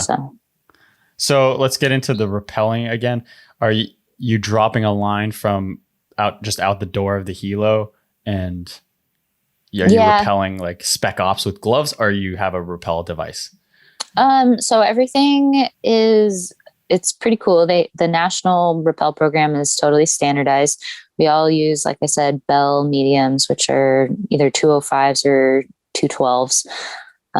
They all have been outfitted with like a special like rappel anchor in the ceiling of the helicopter. And so we have ropes that one goes out each side. So both doors are open. One goes out each side, and then simultaneously one rappeller on each side will hook up their descent device. We use full body harnesses, so shoulders and leg straps. And the descent device is like right there in front of your belly button. We switched over to these like pretty cool new descent devices that are similar to 𝐒𝐿𝐲, if you know what those are. We switched over to those a couple years ago. And you hook up to your rope, rather you like feed your rope through your descent device. And this is all like on hand signals because it's loud as fuck in there. And then when you get the signal, you rappel. And for the whole cool thing about rappelling is that it is uniquely suited for heavy and tall timber. So the ropes that we use are 250 or 300 feet, and we do full length rappels all the time. Whoa. So you get a little ride down, and then you get to the ground, and then your second stick of rappellers comes down. So first two out, and then you get out or you get off the rope and clear the area, and then the second set of two rappellers come down the same ropes. And then once both of all of you guys are on the ground, then they'll drop the ropes, which means they just detach them from the anchor inside the helicopter, and they just drop them to you. And then they'll go run a lap or two while they hook up your cargo boxes, and then the spotter will belay the cargo boxes down. Yeah. Cool. Are these, I'm assuming, not that large of ropes, so you can pack it out then, right? If they're dropping it? Yeah, the ropes they're pretty pretty heavy duty. They're like probably 11 mil, 13 mil ropes, and they weigh like, I want to say like 15 pounds each. Okay. They're not like light, like climbing they're not ropes. Rock climbing ropes. No, they're like industrial ropes. They're pretty heavy. Yeah, and you wouldn't want to pull the ropes back up because I guess they would get stuck in the props, right, and whatnot. So that's why they have to drop it. No, it would just be a huge. That'd be so much time. The least safe that a helicopter is, you might know this already, but the very least safe thing for a helicopter to do is hover under 500 feet AGL. You're like literally in the middle of the dead man's curve and without any forward movement. So like as little time spent as possible in that hover is ideal. So then just drop the ropes. So once you've rappelled down there, you've collected all your gear, you've set up your situation. What changes as far as fighting these fires and in your smaller crew now versus the Hotshots? Well, so now there's only 4 of you, and the leader is not necessarily the same person every time. You kind of, I wouldn't call it like a total lottery, but based on who's the highest on the list is going to be the leader, the repeller in charge, the IC, the incident commander, if you will, for that fire. And so the incident commander is responsible for doing kind of like the official parts of firefighting, which is calling in your size up to dispatch, giving them updates, requesting additional resources, and doing the documentation. And then the other 3 people, you just kind of like pick up whichever tool is the most appropriate for the job. So there's no designated sawyer. Somebody will be like, I'll grab a saw. And another person will be like, I'll grab a Pulaski. But that doesn't necessarily. Pulaski is a hand tool that has an axe on one side and a hoe on the other. It's like a classic firefighting tool. And you just plug in. Usually those fires are really small. So like if all you did was put 4 people on a fire, that's a pretty small fire. If it was like a little bigger, or if it had potential to get bigger, you could call the dispatch and be like, hey, I want another load of repellers. So sometimes they'll go back and get another 4, and then there's 8 of you, or whatever, however many you need. You can pretty much ask for anything you want. And as long as it's within your scope of, I almost said scope of practice, but yeah, basically within your scope of leadership, then you can get it. So on really small fires, that would be what we call a type 5 fire, meaning that an incident commander type 5 is is like the minimum qualification needed to manage, to run that fire, to be in charge of that fire. And so type 1 is the largest fire, type 5 is the smallest fire. And there's certain criteria for each, for 5 to 4 and then 4 to 3. Basically, if the fire is getting bigger and the number of resources that you need is increasing, then the fire is going to move up along that scale. And then you have to call in someone who's more qualified than you to run it. But most of these little rappel fires, they're type 5 fires, type 4, type 5 fires. And when you say you said plug in, what does that mean? Plug in means call for it and have them bring it to you, and you get them briefed and working. Okay. But is it still the same techniques? Are we still talking trenches? We're still talking. Oh, yeah. You were saying anybody's a sawyer. Yep. Okay. Yep. You just the firefighting in itself is really easy. Like the ignition triangle, it's like, it's like oxygen, fuel, and heat or something like that. You take those things away and your fire goes out. And so really firefighting is pretty easy in that you're just removing the fuel from the fire. So hence removing all the brush, tossing it, and then digging a dirt line. The fire just doesn't burn dirt. So yeah. you mentioned you're getting dropped into these really remote locations, and I'm curious, that must be beautiful type of landscape. I mean, Yeah. what are you seeing, and what kind of wildlife do you see sometimes? Oh, that's like the best part of the job, is getting to go to all these cool places that you would never, like, I can't tell you how many times we've been on rappel fires where we're like, do you think a human being has ever set foot here? Like, in thousands of years? Maybe not. Yeah. That totally happens sometimes. And it is, yeah, it's definitely the coolest part of the job, is getting to go to these really cool, beautiful, high and remote places with your friends. Paid camping trip, fall out of the sky. It's like the dream. Like, rappel fires are the dream. They're so much fun. Got any cool wildlife stories? Yeah. I mean, like, we see bears once in a while, but bears are usually kind of scared. They run away. When I was on the Hotshots, we had one guy get stalked by a cougar in broad daylight too. It was super creepy. And like, they're silent. So this guy just turned around and this thing was staring right at him. And they followed its tracks, and they realized that it had been following them for like quite a while. We see, well, like, a lot of the fire country that we're in is like elk and big game country. So most fire people, they're also hunters. So they are always looking for things to kill. It's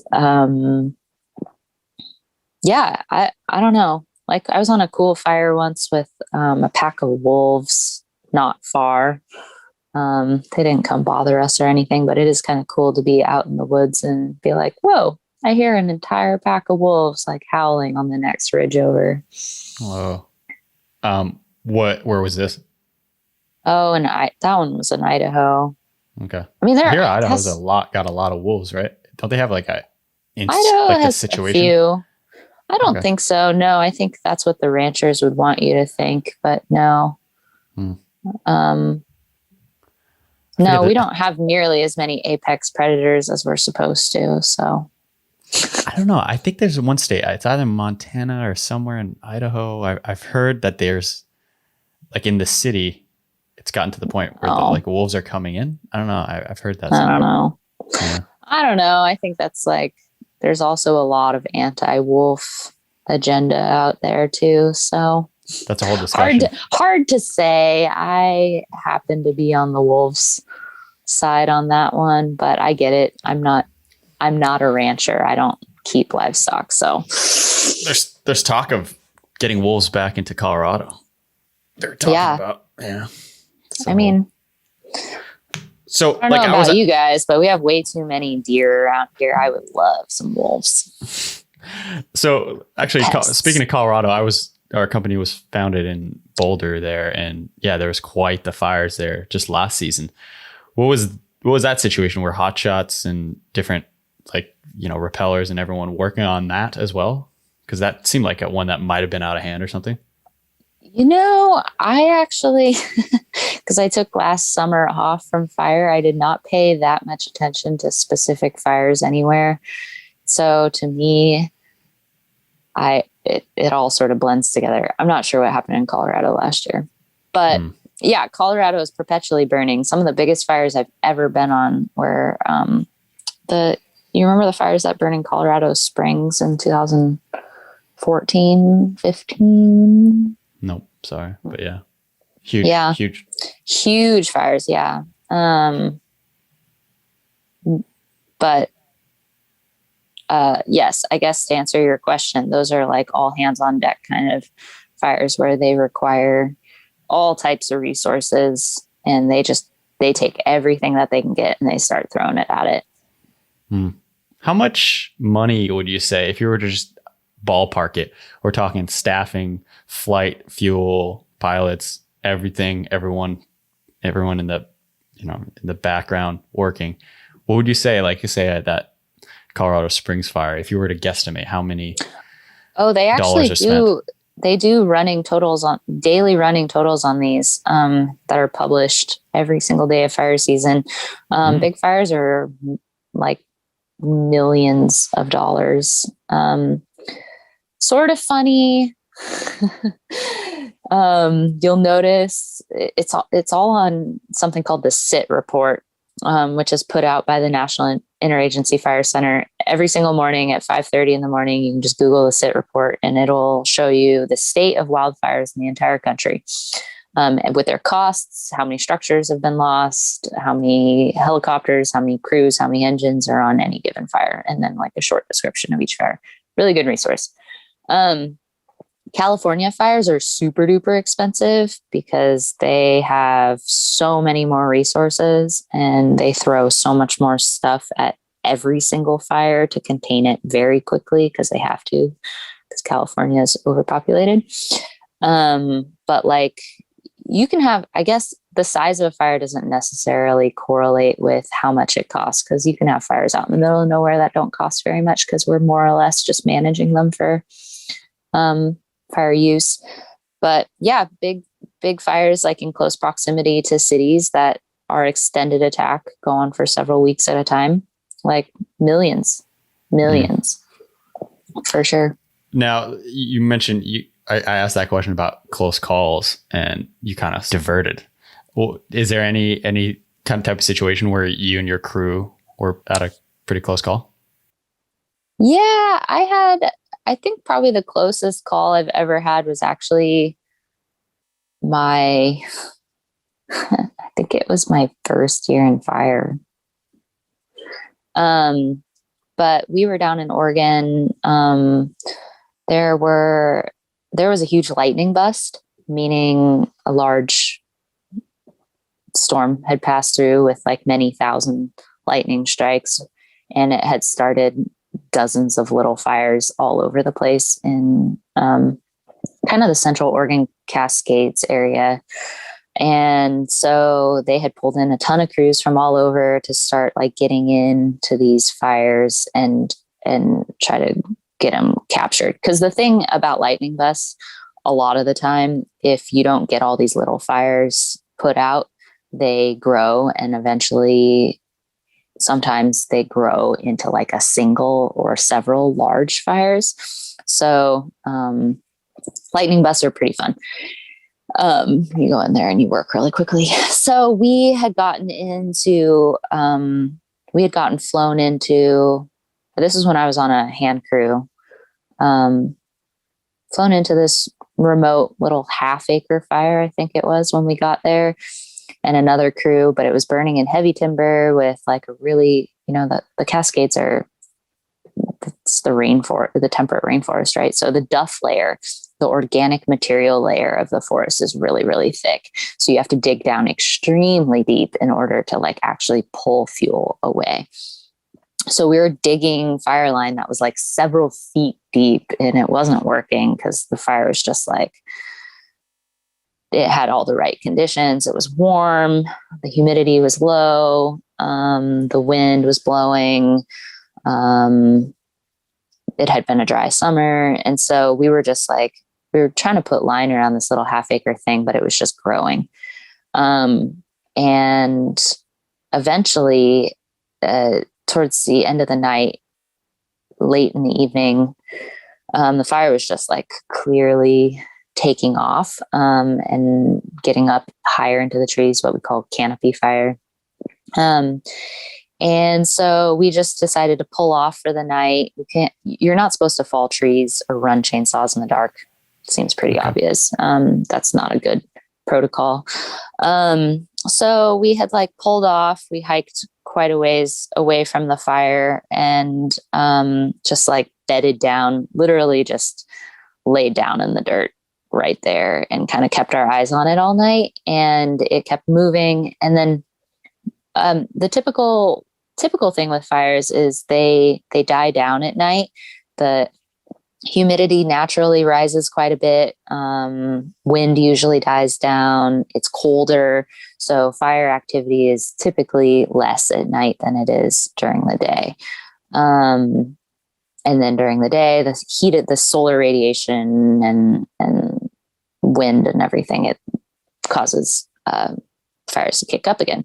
Well, this fire, it got like a warm, we're not exactly sure, but there was just like pulsing downdrafts of warm air on the fire. So the fire, and fires typically, this is a gravity thing, fires typically run uphill. They don't really run downhill unless they're being pushed. And this fire started to run downhill, and side hill towards us and down towards our heli spot, like where all of our gear was. I guess I should back up. Whenever you're engaging a fire, you almost always put your gear, your heli spot, whatever, downhill from the fire, because the fire is least likely to come down at you. And so our heli spot and everything, we're down there with all of our gear, all of our nets full of our crap and everything. And so, yeah, we got up early in the morning and we went and tried to re-engage the fire. It was running at 8 o'clock in the morning. It was running up through the grounds. And we were just oh, this is just this is out of hand. This is way too much. And so we ended up running down our escape route to a pond, and we huddled by the pond for a bit and we watched this thing go big, and they were calling to get us out of there. They were we need to get off this hill. We were pretty much on the upper third of a small mountain and really nowhere to go. There were no real safety zones except for this pond. No open, clear areas with just grass in it. I mean to say, and definitely no, just dirt. It was it was a steep little mountain. And so they started calling for helicopters to get us out. So, helicopters started showing up and we started loading up. Each helicopter can only take 5 or 6 people at a time. There's 2 crews, so there's 40 people. They're going back and forth as fast as they can to get us out. The fire is running at the heli spot at this point. And then on the very last load, second to last load of people coming out, the fire is starting to overtake the heli spot, which means that the helicopter literally can't land. So there's still 2 more guys on the ground who haven't gotten picked up. The 2 guys on the ground are actually repellers. They're the ones who are shuttling us. And so I think what they ended up doing is they kicked out a cargo box to those guys with a chainsaw in it. And those guys fired up a chainsaw and ran down the hill and chopped out a really rudimentary heli spot really fast. And the helicopter flew over there, landed, they hopped in, and then they flew away right as the fire overtook that too. Oh, and where were you during this time? You guys are huddled by a pond, you're saying? No, we were in the groups of people being shuttled out by the helicopter. So we had gone down to the pond to wait, because that was the only safety zone we had while we were calling for backup to come get us out of there. And then the heli spot was a different spot from the pond. Heli spot was really close to the pond. Yeah. Okay. And so we pretty much hustled over from the pond to the heli spot. Every time the helicopter came in, we'd just load up as 5 people and as much gear as possible. And then they'd fly away, drop them off, come back, pick up another 5. But I mean, it was 40 people, so it took them quite a few trips to get everybody out. And then that fire ended up going 200 something thousand acres in the next few days. It went enormous. Yeah, it was and it was kind of cool because that was my first exposure to repellers. I was I didn't know what repellers did or anything, and those guys definitely thought quickly and acted decisively to get themselves out of there and get all of us out of there. Now, would would have a worst case scenario been to potentially stay in the pond for those last remaining two? Yeah. Okay. Totally. Yep. And what would be the consequences of that? Do you think they would survive in that pond? Yeah, but it's just like, it's still dangerous. Like trees fall a lot in wildfires. Like you get fire established in anything and all of a sudden the roots are gone and then they fall. So like, just because you're in a pond doesn't mean that something can't fall and hit you. And then also like superheated gases, you don't want to be breathing those. So like the way we've been taught with our fire shelters is to, if you are in a body of water, to basically submerge yourself, but also have your fire shelter over your head to make a little bubble of air that you can breathe. Likewise, fire shelters on the ground, like you keep them as tight around you as possible, but you try to dig out like a little hole near your face to keep the air cooler and cleaner. Now, from reading about those fire shelters, are they only rated for about 500 degrees Fahrenheit? Is that accurate? That's what I read. Yeah, they start to delaminate. Doesn't mean that they can't help you. Anyways, you're definitely better off with them than without them. But like using a fire shelter is not common. That's a life or death situation. Every single time a fire shelter is deployed, there's an investigation. So like you need to be literally run over by fire for those things to come out. They're not casual at all. Is there many survival stories of a fire literally running over individuals and being, they've survived because of the fire shelter? Yes. Okay. Yep. There's also plenty of fatalities where people use their fire shelters, and that's like also that's for varieties of reasons. But yeah, like I said, you're still definitely better off with it than without it. Interesting. So like, I don't know what does a fire typically run at temperature wise? If it's only to 500 degrees, that needs to be is that a pretty small fire for that shelter to actually withstand the heats and make somebody survive? So I might not be able to explain this as well as I want to, but essentially like you're not going to be cool in there, right? Like you are not going to be comfortable. It's going to be extremely hot. It's going to what we've been taught is like, you're still going to feel like you're inside of an oven, but like, it's still significantly cooler than what it is on the outside of the shelter. And like the way they often describe it in like our training videos is something that's like, it's the difference between like first and second degree burns and death. It does not mean that you're going to be like in there like, oh, I'm so comfortable. Like it means you could still definitely get injured. You could still definitely have airway injuries. You could still definitely get burned. However, your chances of survival, like actually not dying, are higher. Wouldn't human instinct at a certain temperature be to get the hell out of there? And yes. And that is why that's like statistically, that's why people die in their fire shelters is they're like, I can't take this anymore. I can't take it. I can't take it. And then they flip it over or like try to get out to try to move to someplace else. And then they die instantly because like superheated gases and stuff. Is there something they tell you mentally to? Yes. What do they say? Like whatever it takes to force yourself to stay in that fire shelter. Like you can, like if you're religious, then pray. If there's like something that you want to repeat to yourself, they tell you to take your radio with you. We all have handheld radios, and like stay in contact with the other people who are also in their shelters and like, call out. More often than not, if you're deploying your shelters, like you're going to be right next to the rest of your crew. In fact, they like when they teach you to do it, they like want you guys to all like try and line up as close to each other as possible because that helps deflect more heat when you're all burritoed up next to each other. And so you can shout, talk to your talk to the people around you. Fires are extremely loud. Like fires at that,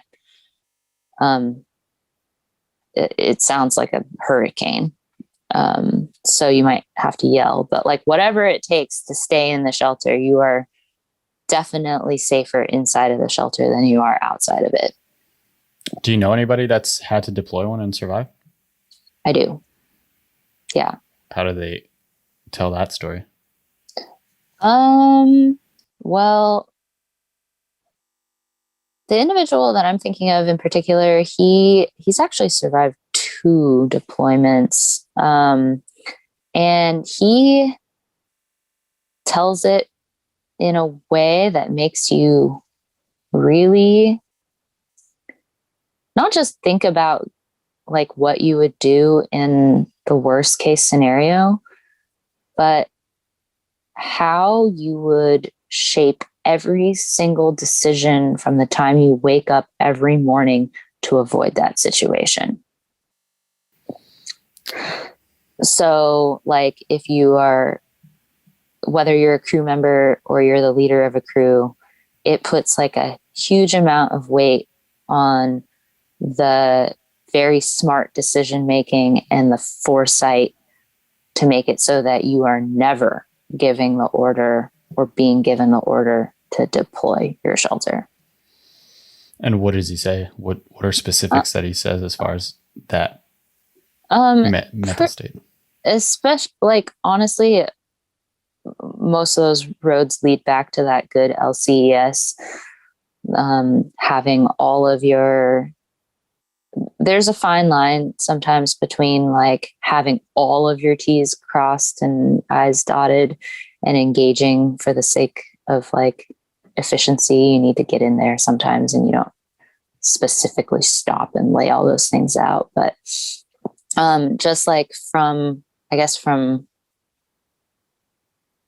a mental standpoint, it's like you make all these decisions on like the contingency that you're gonna whatever decision you make could kill your friends. So like that sounds really grave, but that's because it is. Like one of the most common factors of fatality fires is that the fire behavior wasn't doing much. Like it really didn't seem like a ripping fire. The conditions didn't seem like something was going to go wrong that day. That is like one of the biggest factors. And so like fire has a way of erasing all complacency in that way. Just forces you to be smarter, I guess, to think that way. What did he describe the feeling of being in that shelter like? Like hell. Like it's the worst feeling in the world. And like, I won't name him specifically, but did you follow up with like what happened to Brendan after Yarnell? This like, is so the main character from Only the Brave. Yeah.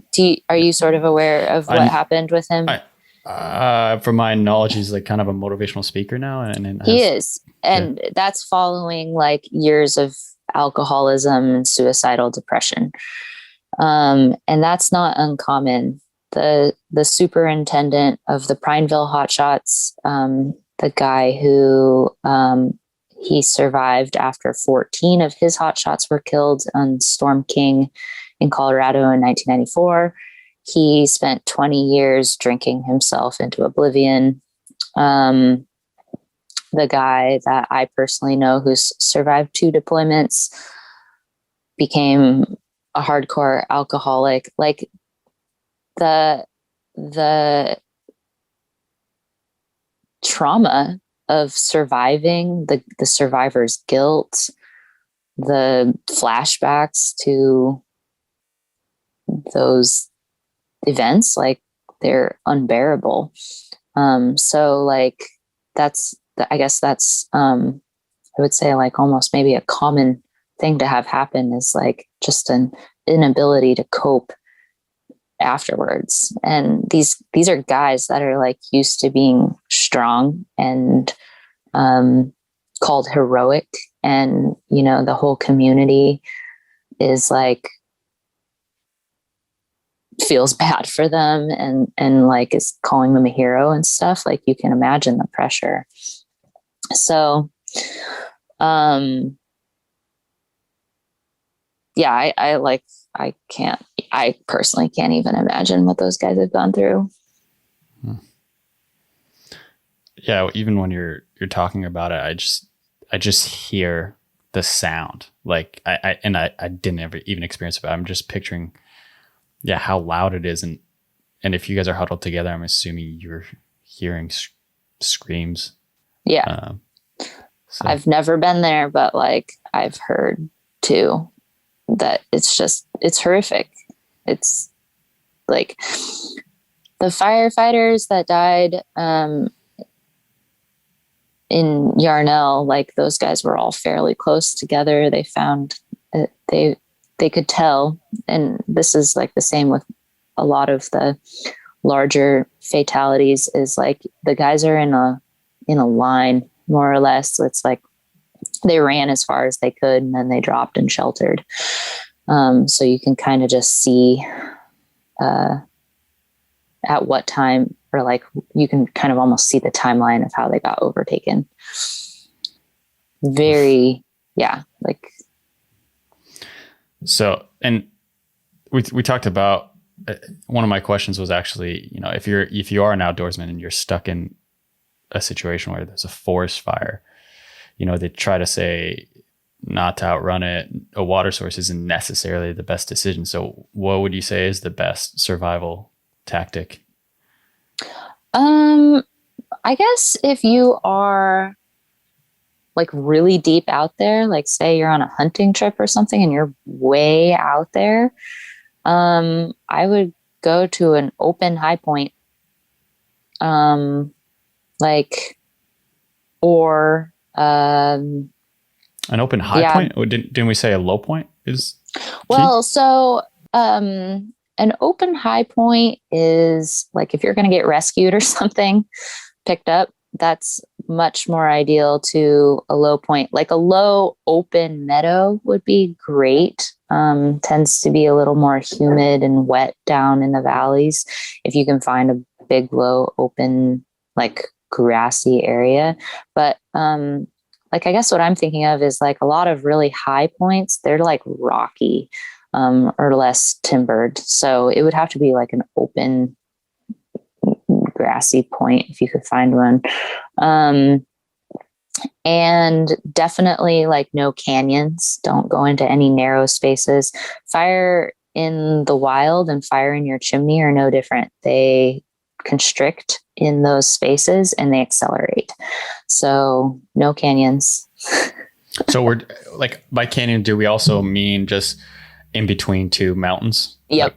Yep. Okay. Anywhere that's like with steep on both sides of you. So like a river canyon is not ideal. Really? Yeah. You don't want to be down there. So could you explain why? Because like say the fire's on one mountain side, a little definitely higher. And so like say you've got your two hills here, the fire's up here, it comes down.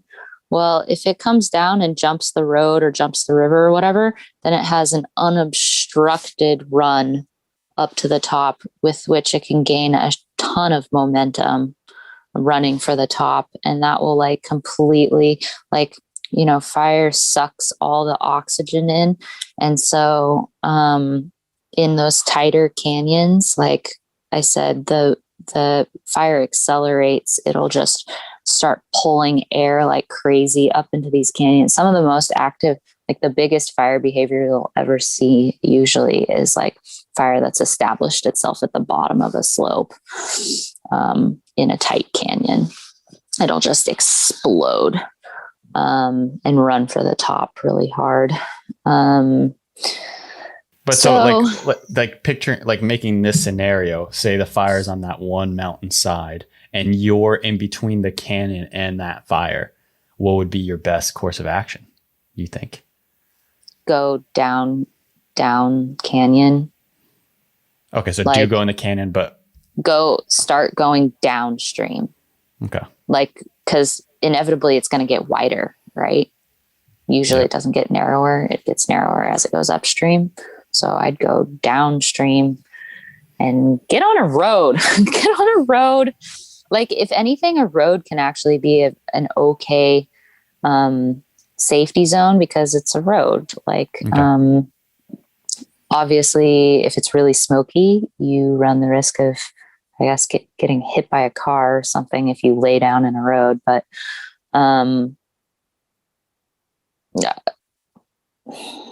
like I said, there's like very few places out there in the world where you would be so far from infrastructure that you wouldn't be able to get to somewhere.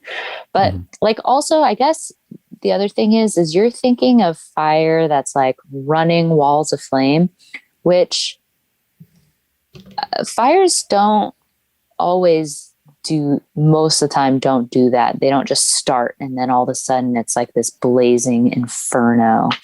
Usually they're small and they get bigger and they kind of ebb and flow depending on what pockets of opportunity they come into. Heavy fuels or extra dry fuels, or they align just so with the wind and the terrain.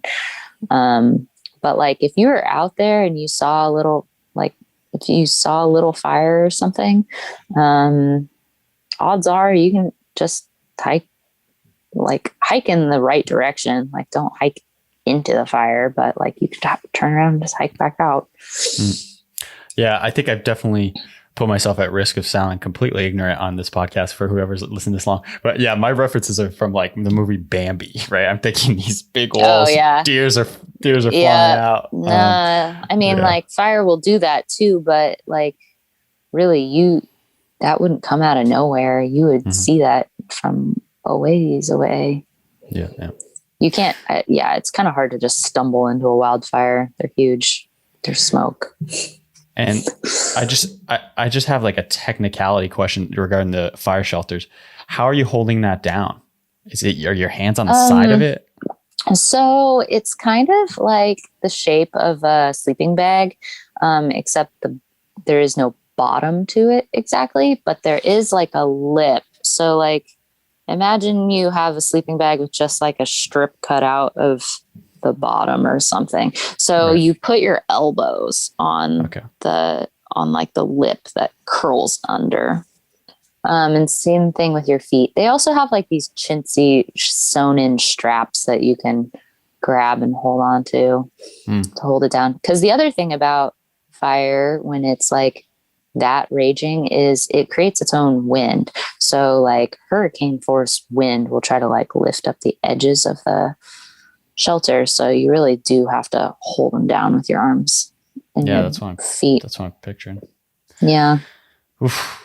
And let's I know we've talked about so much. I'm just so curious about this whole everything. And now you're saying you're currently training to be a smoke jumper. Yeah.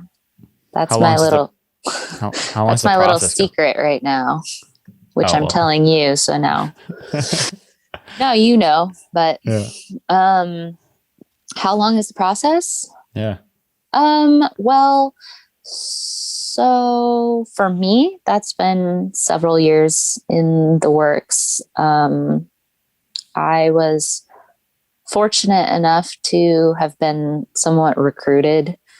And they have asked me to join them. And so timing wise, with nursing school and then becoming a nurse and then working as a nurse during a global pandemic kind of sidetracked me for a little while. But now I'm really going for it. The official process of it is not very long. Apps are due in October. Selections are made in January, and then the rookie classes start in April. Would you say it's only the best of the hotshots that get selected, or? Not necessarily. I mean, they're picking me up.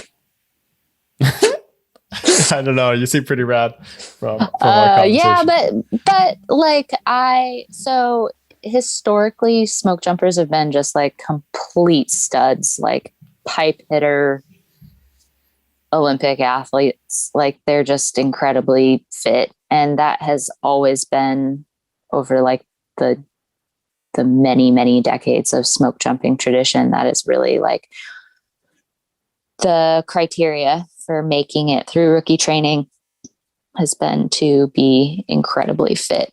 Over the last few years, they have started opening up that demographic a little bit more to people who are less than Olympic athletes because and they have a few reasons for this, but one of them is that doesn't necessarily make, again, fitness does not necessarily make a great firefighter.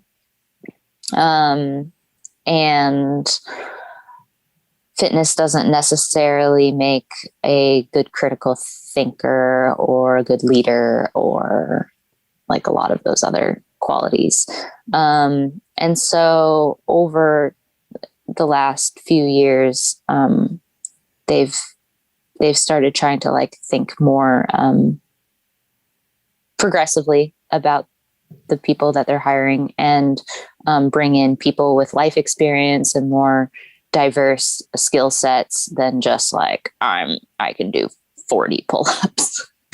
And that's worked out for them really well operationally too, because and I'm just repeating what I've been told. I'm obviously not a smoke jumper yet, so I'll just tell you what they told me, which is that over the decades, they've almost always used the round parachutes, like think those World War II dropper parachutes, which there isn't a whole lot of piloting involved with those. They just kind of fall out of the sky.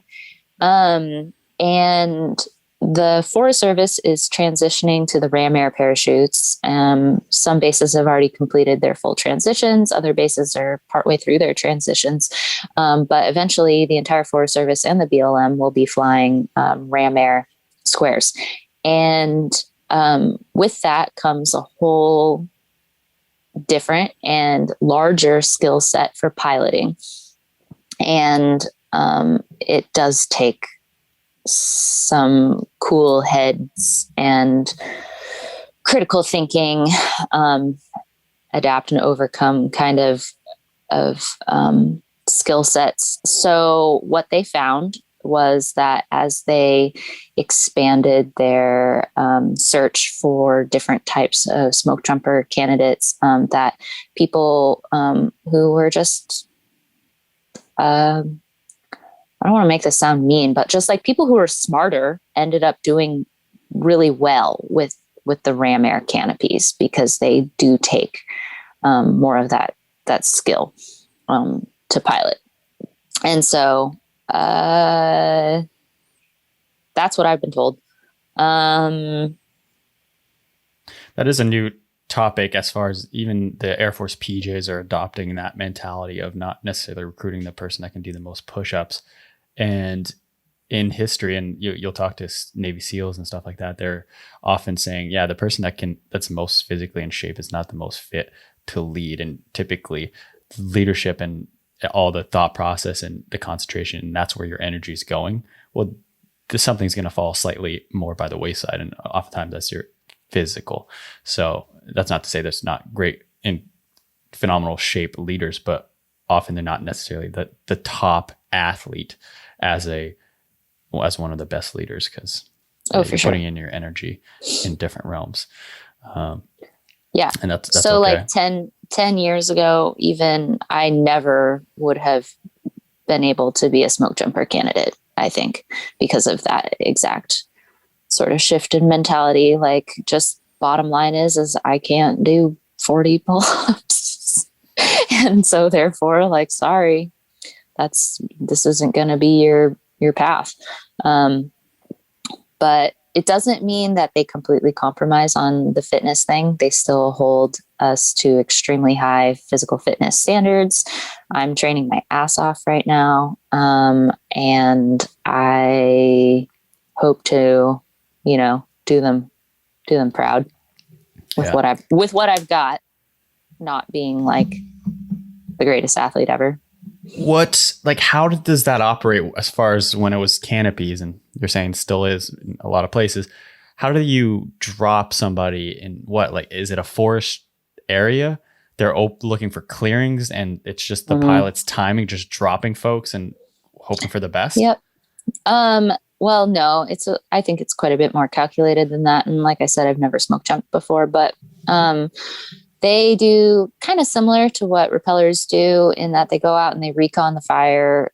They look from the air, they look for all their escape routes, safety zones, and a good landing zone.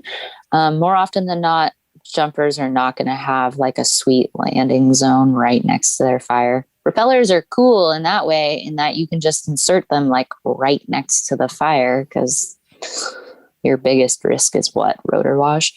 But jumpers do need, like a safe place to jump. And so they go and they go up to their jumping altitude, and they throw out streamers, which are like flagging, bright flagging. And they'll throw out streamers to see where the wind and the drift is. So they have a pretty good idea of where to put the jumpers out so that they land in the spot in the right way. But also, like I said, with the ram airs, you can steer a lot more. With the rounds, that mattered quite a bit more, because wherever you drop them, they're going to go pretty much down unless there's quite a bit of wind to push them, for which the streamers are really important. But like with the ram airs, really you just want to, I think as far as I know, is you want to line them up so that their headwind, they can land into the headwind and then like line up better. I've only jumped a little bit, so I don't actually know these things. And that was like sport jumping. So I don't know. Nevertheless, I am wondering, there's certain places in the wild, and depending on where they're fighting fires, but isn't there areas where it's just forest and there's not much of a clearing? So where are you going to drop them? Yeah. So for the jumpers, they train to do fairly tight timber jumps. Obviously there still needs to be somewhere to go. So if it's just not appropriate to jump that fire, then it's just not appropriate. And they'll get another resource in there, or they'll have them jump fairly far away and start having them hike in. So if it's a couple miles, it's a couple miles, then so be it. Aside from the jump and the fact that it's probably more remote locations, does the smoke jumper detail vary much from the repellers? Yes and no. Jumpers overall as a resource tend to be more experienced with higher qualifications. So when jumpers get put in on a fire, you have a bunch of really highly qualified people to start setting up almost an immediate fire team infrastructure. So as resources continue to get added to that fire, like